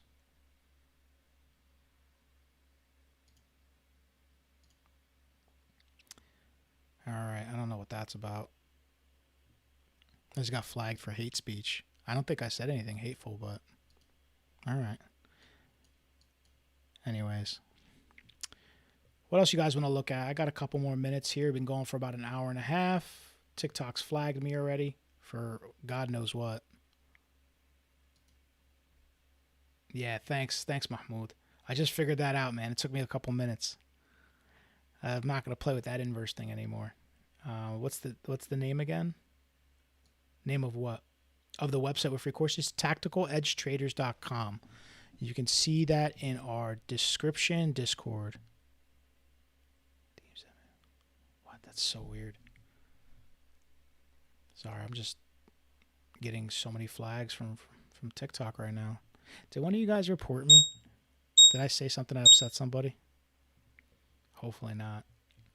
Do you still look for break and retest if it is raging and you apply delta for your decision? Ranging.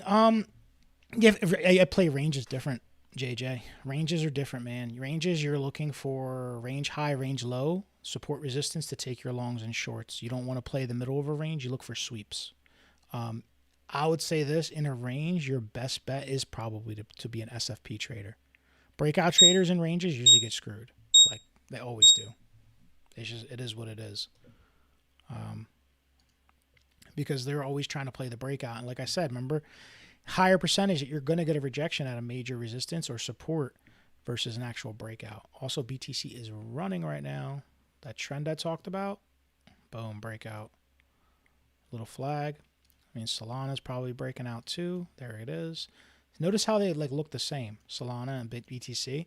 That's what I was talking about. Like, this is the big dog. It's always going to lead the little guys. So watch your BTC and you can kind of figure out what's happening with your smaller alts. Let's go look at Link. Somebody asked for this.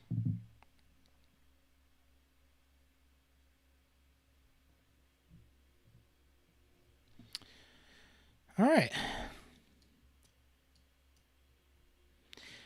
Hey, Link is just in a range right now. It's still got a decision to make. Does it resemble a bear flag? It does. I'll be honest with you. It really does look like a bear flag. A lot of things do, but BTC looks like it's in a bear flag. Doesn't mean it's not going up a little bit, but it's bear flagish. Like that right there. That's, to me, on the higher time frames. At some point, maybe we do pop back up and retest this $11 to $12 area, right? That's where I would expect it to go. But ultimately, we lost this larger trend, right? This larger trend here, we've lost. I got a lot of TA on this because I used to do a lot of... I used to have Link in my portfolio back in the day. But look, we're right up against a trend right now. The trend drags all the way down from the highs. Can we break this trend? That's the real question. Can we break the trend and can we break the high around 930, 940? If we do, the potential to come back up to this $12 level makes sense, right? It's previous support. It's probably going to be resistance now. So could we get back up there? Yeah, but I think it starts with breaking this 940, 950 level on this trend. Otherwise, you're in a range. What do you do at support? What do you do at resistance? Well, you short support. Not short support. You short resistance and you long support. So if you long down here, you're in the money. When you get up here, you're probably going to find a lot of resistance at that 950, 970 level. So I'd probably want to wait to see what happens. If it breaks, then maybe you have a shot at going up a little higher. But for now, just play the range, man. I'd probably get defensive up here. I would definitely get defensive up there. On the higher time frame, let me just get rid of all this stuff. So we're just holding. This is the bear market low right here. This is where we consolidated in the bear market. And you can see we're like trying to find support there. We're bouncing into that. But if we gain acceptance back below this $9 level, then we're coming back down to $5. This is a range. If you get acceptance back into the range, guess what? Back down to the range low. So, but as long as if we can hold above it, maybe we get back up into this $12 level. And if we can break 12, maybe we get up to 14. But let's play it one level at a time for now. So let's get that 940, 950 broken, and then we can talk about 12 bucks. So Serene, the website is Tactical Edge Traders. That is our website. So like, if you go there, you can sign up for free with an email. Once you're in, you'll have access to all the modules, and there's courses in each module. It's labeled. You have a support and resistance one. They have order flow. We have psychology, an entire module with multiple like videos and on just psychology. And like there's different things in there. Ben talks about it all there. So I would definitely recommend checking that out. And then while you're there, join the Discord. There's a free link on the website to join Discord. Also, if you're not following and subscribe, that's definitely a place to start as well, because you can watch. So I learned support and resistance by watching other traders TA. A lot of times when I'm doing my TA, I'm marking off my levels as I'm talking, and I'm doing that so you can learn and you can follow along, like through it. And it's the best way to learn. Sometimes you gotta watch. Like a teacher will give you an example on the board. That's what I'm doing now. I'm showing you examples and showing you how I do it.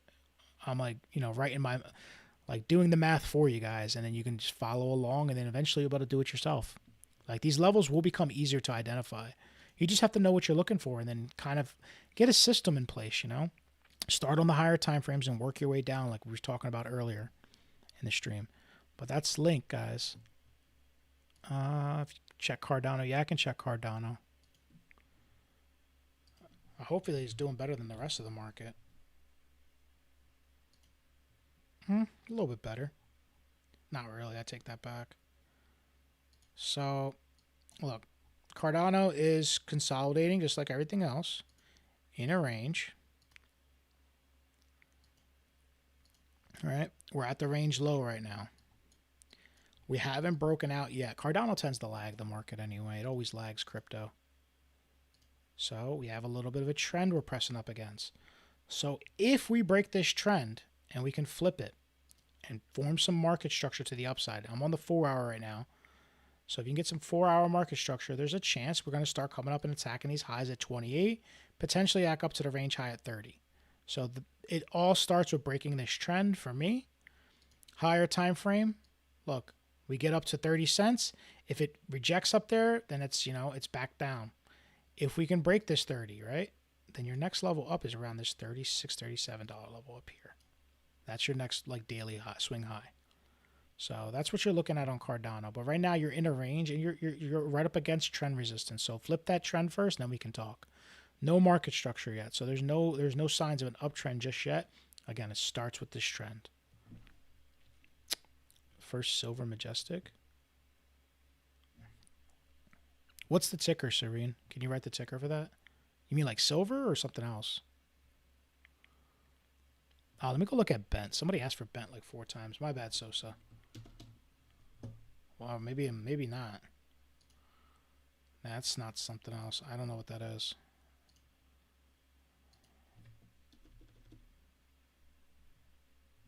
What's the ticker Bent? Is that the ticker? Because I got Bento. AG. Oh, okay.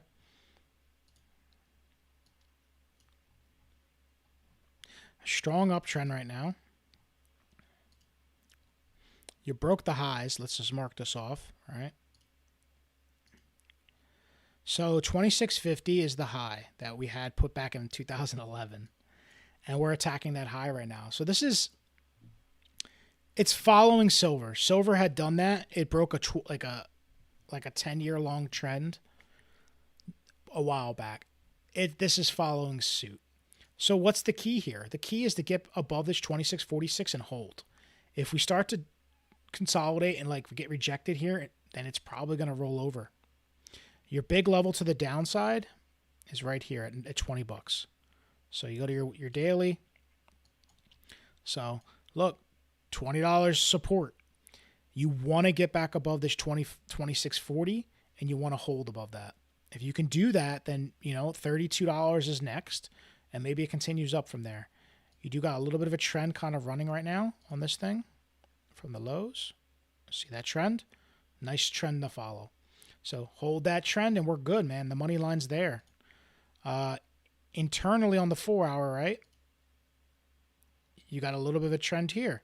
So look, we're right up against resistance. We're right up against trend resistance and the horizontal resistance, which was the previous all-time high back in 2011. You break that, I think you come up here and take this 32.38. But remember, it's following silver. And what's silver doing right now? Silver is struggling to get back above 92. If silver can't get back above 92, it's not going for its all-time high again.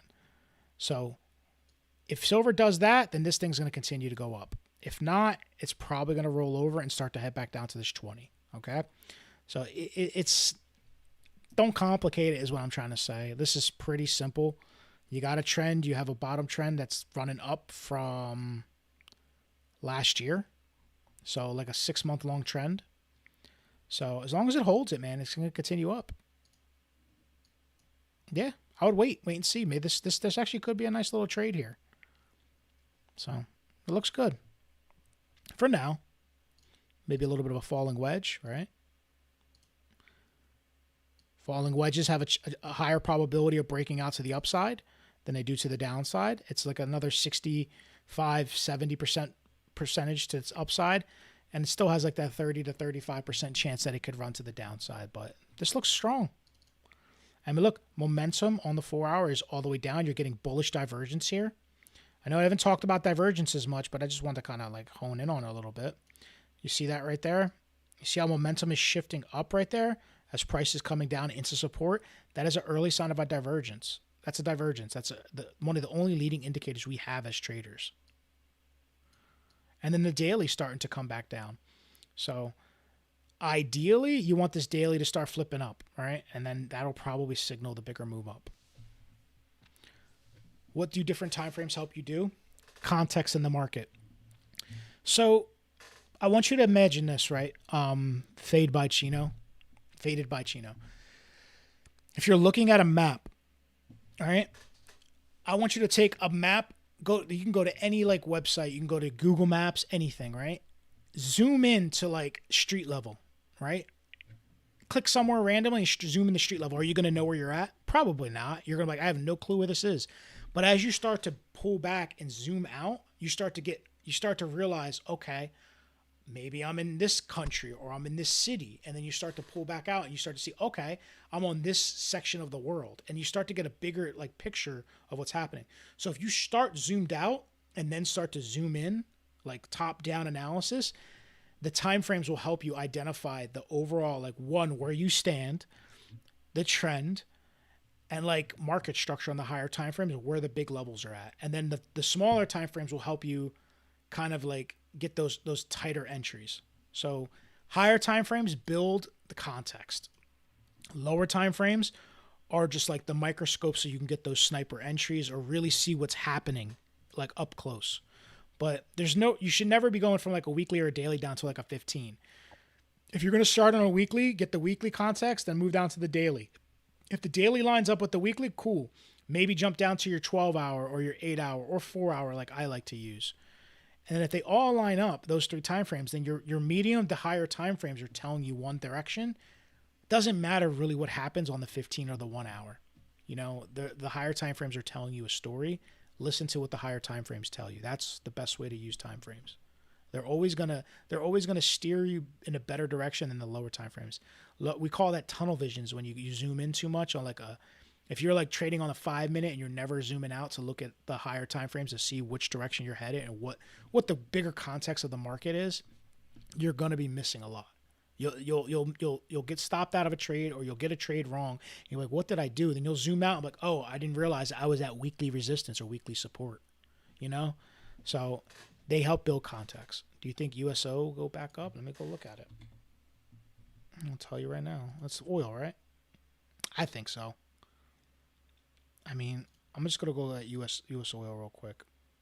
So I think we have a chance of going back up, man. I just don't see this being done just yet. I mean, how many times do you get a blow off top like that and not at least go back up one more time to test it? You're at major resistance, right? So could we come back down and retest some of these highs around 91, maybe 82, 83, and still continue bullish? Absolutely. You could hit this level all the way down here and still be bullish. This is the breakout. This was resistance. We never came back down here and retested it.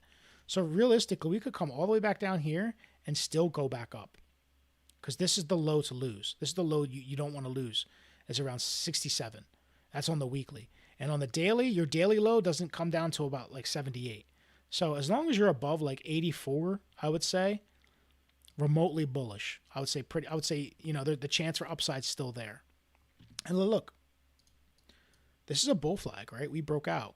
What's the measured move? Did we hit it? How do you get a measured movable bull flag? Well, you take the flagpole from the breakout. This tells me that oil could go up to 150. And I know you've heard that. I've seen it on the news too. That's how they're getting those levels. But I think more realistically, look, what did we take here? We took this liquidity, but we front ran this level here at 130, right? When we front run levels like that and we don't take the liquidity there, especially from a big level like that, we got so close. It always makes me think that there's a chance we're going to go back up there. They're just stopping out some longs. People are loading back up. You know, they're fueling back up for the next move up. So, but hey, look. Now remember, markets are closed right now on this one, so you have to look at the futures, which is a lot lower. But like, we're still in an uptrend here. Oil on futures is a little bit lower. So the U.S. oil is a little lower, but hey, I mean, USO could continue up. I think 130, maybe 150 could be in the cards. But I think a lot of that's it's going to, you know, it runs in ebbs and flows. Like, you're going to get these big pumps and you're going to get a cool off for a few weeks, and then you're going to probably run up again. I want to show you guys something. And this will probably be the last. You said oil's done? Could be. You've heard about the Al Jazeera about 150 move? Yeah. Yeah, man. So look, I'm going to show you the last time oil pumped. And this is going to scare everybody, but when's the last time oil had a pump? 2007 up to what? 2008. What happened in 2008, guys? Before oil came crashing down. We went into a recession. Like, we went into a recession in 2008. I remember it was one of the worst ones, because I remember I was going to college at the time, or I was graduating high school going into college. And I remember my mom had lost her job because the markets were just so bad. Like, everyone was getting laid off. Well, what are we seeing now? We're seeing oil start to surge again. So is this the sign of a start of a recession? Could be. So, but maybe it is done. Maybe not. I still think oil has a chance to come take out these highs around 125. That's my opinion. I think they left a lot behind, because normally when you get a trend break like this, you usually take out the entire trend. That's usually how that works. Don't chase the same move SLV when it crashed. Yeah. Yeah, that's true. 70K BTC. Yeah, I know, dude. I'm long as hell right now, guys. I'll tell you where I showed guys earlier where I went long. I caught this right here. I'm dead serious. I caught this just. I have it in the Discord. I can show you.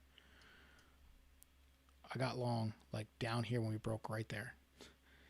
And I went long, closed out there. Some of it, took some profits, and then I held a little bit until we actually broke this trend, and then we back tested. When we broke this trend and back tested, I actually got long right there. And I've been long since on BTC. Okay, somebody did ask for Doge before. I will look at Doge. By the way, guys, if you're not following or subscribed, go ahead and hit that like, hit that subscribe, hit that follow. It does the channel a huge solid. You know, you push our content out, you get us more viewers.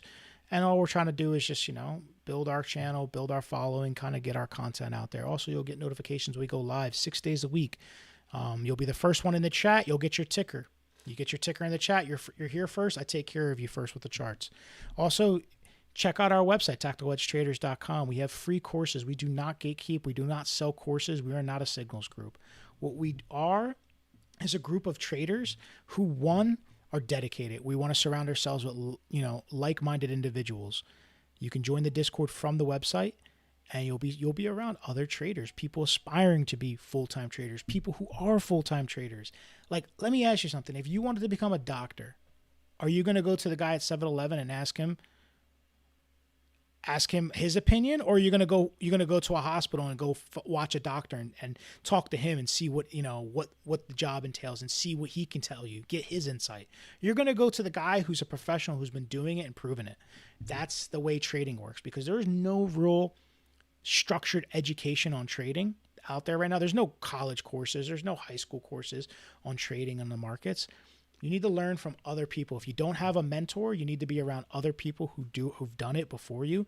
Why? Because they're going to save you from making mistakes that almost every trader will make at some point. And these mistakes are costly because you're using real money, and you'll blow accounts. You'll lose all your money. I've done it. I've blown accounts and I've gone broke in the past learning how to trade because I was trying to do it on my own. Why? Because my ego was so freaking inflated. I was like, I can figure this out. And I did figure it out, but guess what? It took a lot of pain. Tens of thousands of dollars lost. We can save you that tens of thousands of dollars. Right now, we got a guy named Bobby. Bobby came into the trading group a couple months back, maybe like 4 or 5 months back, right? Kush actually brought him into the group. Say, yo, you got to check these guys out, man. These guys are legit. Bobby didn't know how to operate TradingView. And I'm not talking shit about Bobby. Bobby's a great guy. He didn't know anything about TradingView. He had no idea what a candlestick was. Like, we had to basically teach this guy how to read. Like, he's learning how to read. We had to teach him the alphabet. You know what I mean? Bobby's profitable now. And guess what? Bobby hasn't lost real money in the market. He's been under Ben's mentorship. I think he was doing paper trading once he got his strategy down. And then Ben told him, you can put $100 into an account, maybe 200, I think it was. And you're going to trade with that until you can prove you're profitable. And guess what? He did. He put his ego aside. He didn't try to reinvent the wheel. He just made it his own. And he's doing great right now. We have a couple other guys who are doing that right now. We have a lot of traders who are really making waves, man. I know a couple of our guys got their first Vasco passed his prop firm. We had a couple other new guys who passed their first prop firms. And prop firms are some of the hardest challenges you can get into. Like, if you're a trader and you can be a good trader and still fail a prop challenge because there's so many rules and it's so stringent. And we have traders in the group that are doing it and they're killing it, man. They're making good money off this stuff. And they're just saying, like, that's where it's at. So if you're not in a group, man, check us out, tacticaledgetraders.com. I'll say Doge. Anyway, let me get back to my TA. All right, so Doge, we're at support. It's 8 cents, 8.84 to be exact. We have a downtrend starting from January 26th, so this year, and we're kind of like smacking up against it a few times, right? So if we're going to go higher, we need to do two things. We need to break this trend and we need to break this 10 cents level right there. That's our level to break. If we can do that, then maybe 11, 12 cents is in the cards, maybe 13 cents. For now, it's just consolidating sideways, chopping sideways until it makes its move. So not too much on Doge. There's no market structure yet. So I would want to see at least 4-hour market structure shift before I would want to even look at a long. So for now, just watch that trend and watch that 10 cent level. If it could break that 10 cent level, man, there's a good chance it could go up to 12, 13, possibly even 15 cents if it really want to rally hard enough. This high here could be a target. So just keep an eye on it. I wouldn't go long or short or anything right now. I would just be watching. Let the markets prove it to you before you get in, especially on something volatile like Doge. Is Trump coin dead? Yeah, dude. Trump coin's dead, Jacob. Dude, Ben's been dropping new courses like every other day. He drops new videos on the website. He's always adding to it, dude. He's always working on it. Like, this is a project for him, and he'll keep updating it as he goes.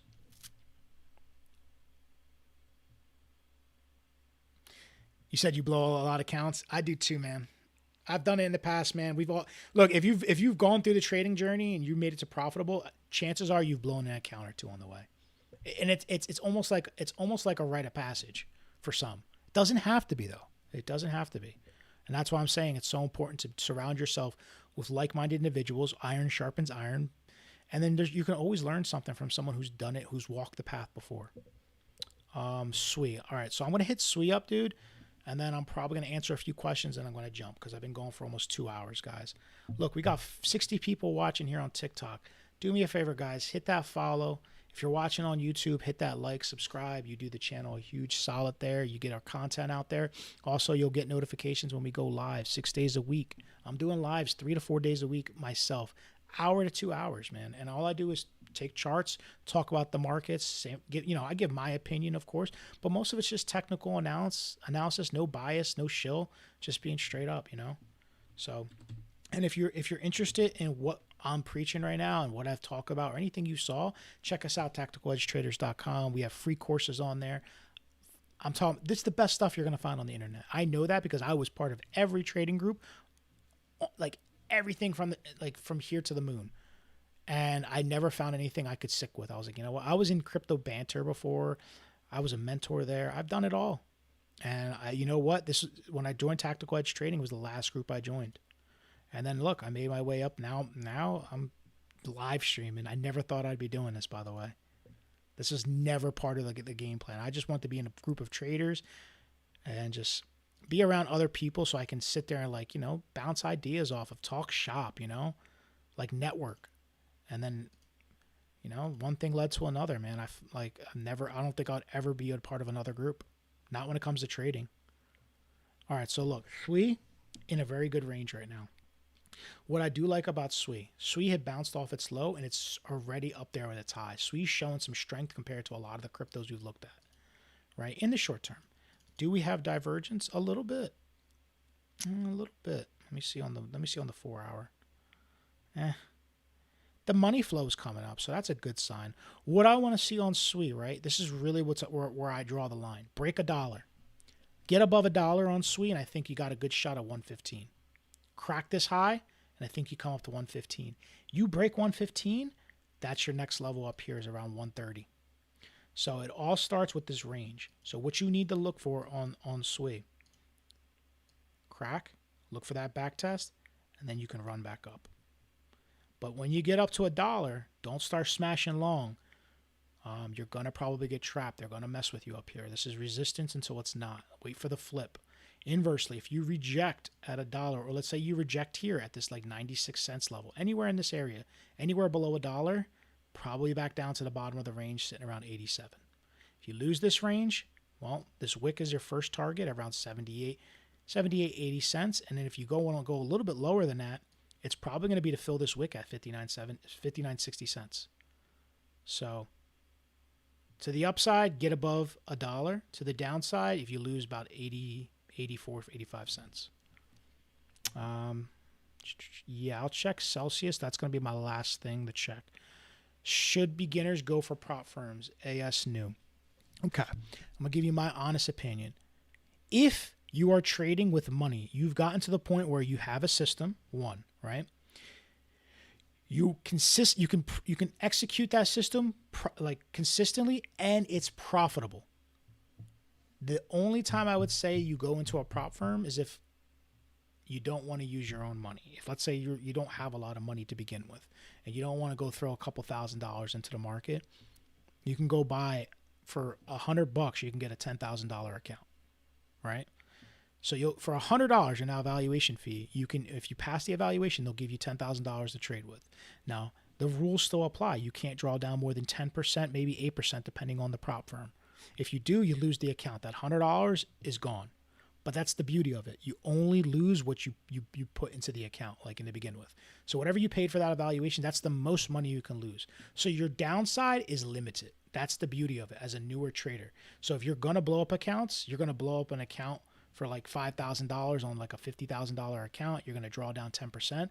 You're not losing $5,000 of your own money. You're only losing the $300, $400, $500 you paid to get the account. So I would say if you have a good system and you're ready to try with new money, you can try a prop firm. It's not easy though. There's a lot of rules that you have to be mindful of, like when you can trade, when you can't trade. There's like rules against hedging. There's different things you have to be mindful that could blow up the account. Let's go look at Celsius, and I think that's going to be my last one for the night, guys. So, bro, yeah, dude, F London. Yup, that's what happens, right? It's the thing with a prop firm is it's stacked against you. The odds are against you for sure. They're not created for people to pass, because if people pass, they wouldn't make money. They wouldn't make money, and the people that are actually trading and successful with them wouldn't be getting paid out. The reason prop firms work is because a lot of people fail them, and the money from people failing evaluations goes to the people that are actually winning their trades in the props. Because it's not real money at the end of the day. You're trading in a simulation, but you're getting paid. You're trading under real market conditions, but not with real money. You're trading under a simulated account. But basically the losers pay the winners. It's like gambling, you know what I mean? If you went to like DraftKings or anywhere, and you're not taking the broker's money, you're taking somebody else who's on the opposite side of the bet's money. So this is the best way to think about it. So Celsius, all right, look, I got a few things to watch on Celsius. We have this larger time frame trend that we broke down from. We are rejecting off of it, right? We broke down, we tried the back test, we're rejecting, right? We do have a CME gap that we've filled. So the gap has been filled here. That's what they were coming up to do. We swept the high, and guess what? Once you sweep the high, we swept this high right here. Usually when you sweep liquidity, you go for the liquidity in the opposite direction, which we're doing. So now that we're sweeping the low, what comes next? Well, if we can hold this level, I'd expect us to come back up here, back up to 57. Maybe we're going to range for a bit. If we lose this low, I think 37 is your next target right down here. So you want to hold this 43 level, and maybe you get up to 57. If you can break back above this level here around 58, maybe you attack the highs again around 65, 66, but I don't know. You still have that trend. For me, this is the bigger picture. We're on the bottom side of the trend, and as long as we're on the lower side of the trend, I'm always going to favor a little bit more to the downside on the higher time frames. So those are the levels on Celsius. But you're at support. You look like you're getting a little bit of a sweep right now. So I'd be mindful. Maybe this does bounce a little bit. Go down to your 4 hour. Do we got a trend? We have a little bit of a trend, right? Yeah, we do. Start it like right here. Run that down. So you're starting to break trend. So what you want to do here, you want to see a little bit more of conviction of a pop. Then you want to see that back test confirmed. And then maybe you'll continue up. Inversely, if it rolls over, boom, coming back down there. Yeah, no problem, Serene. How is BTC going to behave in the recession that the oil price is showing us? Look, dude, if we're in a recession, BTC is coming down. You want to know my target on BTC? I'll show you right now. If you take this bear flag, I've already done it for you guys, right? Bear flag. Bear flag. Notice that the legs are very similar in length, right? Normally in a bear market or in a bull market, you'll get these three major moves. Elliott wave, if anybody was asking about that earlier. So you got that one big breakdown that took us here, right? If this breaks down, guess what? We're coming down into the low 40s, maybe the 30s. I think we hit 40K. I'm under the impression we're going to see a 4 in the front of Bitcoin at some point. Do we get down to the low 40s and in the 30s? I don't know, but I think this low is coming. This low around 47, 48, I think we're going to take that. We're just posturing for it. And if we do get this bear flag that does break down there, I mean, it's going to take us there. Could take us even lower. So, but I think 40 to 50 is definitely in the cards. How low we go, no one really can tell. And anybody who says they know where Bitcoin's going, I think if you're watching crypto, you're just looking for October. Just play it the way the cycles work, man. I'll show you a little cheat code. From the high, all right, right there, 1 year out. So November, guess what? November. That's where we bottomed. Bear markets typically last a year in Bitcoin. If you go back further in time, which I don't have the data right now, it plays out the same way. So where do we top this time? October. October 6th to be exact. High was like right around here. I'm going to go to the daily for this one. Get this drawn out. Right there.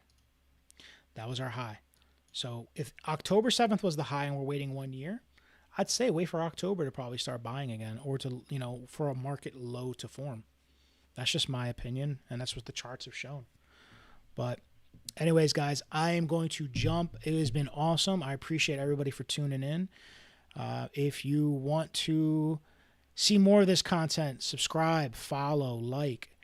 You'll get notifications 6 days a week. I go live. It's myself and Ben. Ben's awesome. I'm telling you, you're not going to learn from somebody better than Ben. Nick goes live occasionally too, but he's more of our Jamie in the background. I want to tell you, Nick, if you want to talk about like real technical, like he's as technical as it gets when it comes to trading. He can tell you why things happen and where they're going to happen. He's very good with that kind of stuff. Anyway, check us out, tacticalhedgetraders.com. Free courses, guys. You're not going to get free courses anyway. We're not going to sell you a course. We're not going to sell you pipe dreams about like getting rich quick, any of that stuff. We're going to tell you straight up, trading is a boring thing. It should feel boring, and it should take time to build money. But that's the thing. Building wealth slowly is sustainable. If you try to build wealth quickly, that's when you lose it all. That's when you blow accounts. That's when you pull a James Wynn. If anybody knows what I'm talking about there. But check us out, tacticalhedgetraders.com. You can also join the Discord from there. We're not a signals group, but we do post charts. I post my setups. We do live trading together. We do events. We have educational, seminars. We do a bunch of stuff in the Discord. It's a great place. It's a great learning environment. Great for an aspiring trader or someone who's been trading for a while and just wants to, be around other people who have like-minded. So anyway, my name's Eddie, and until the next time, guys, I appreciate y'all.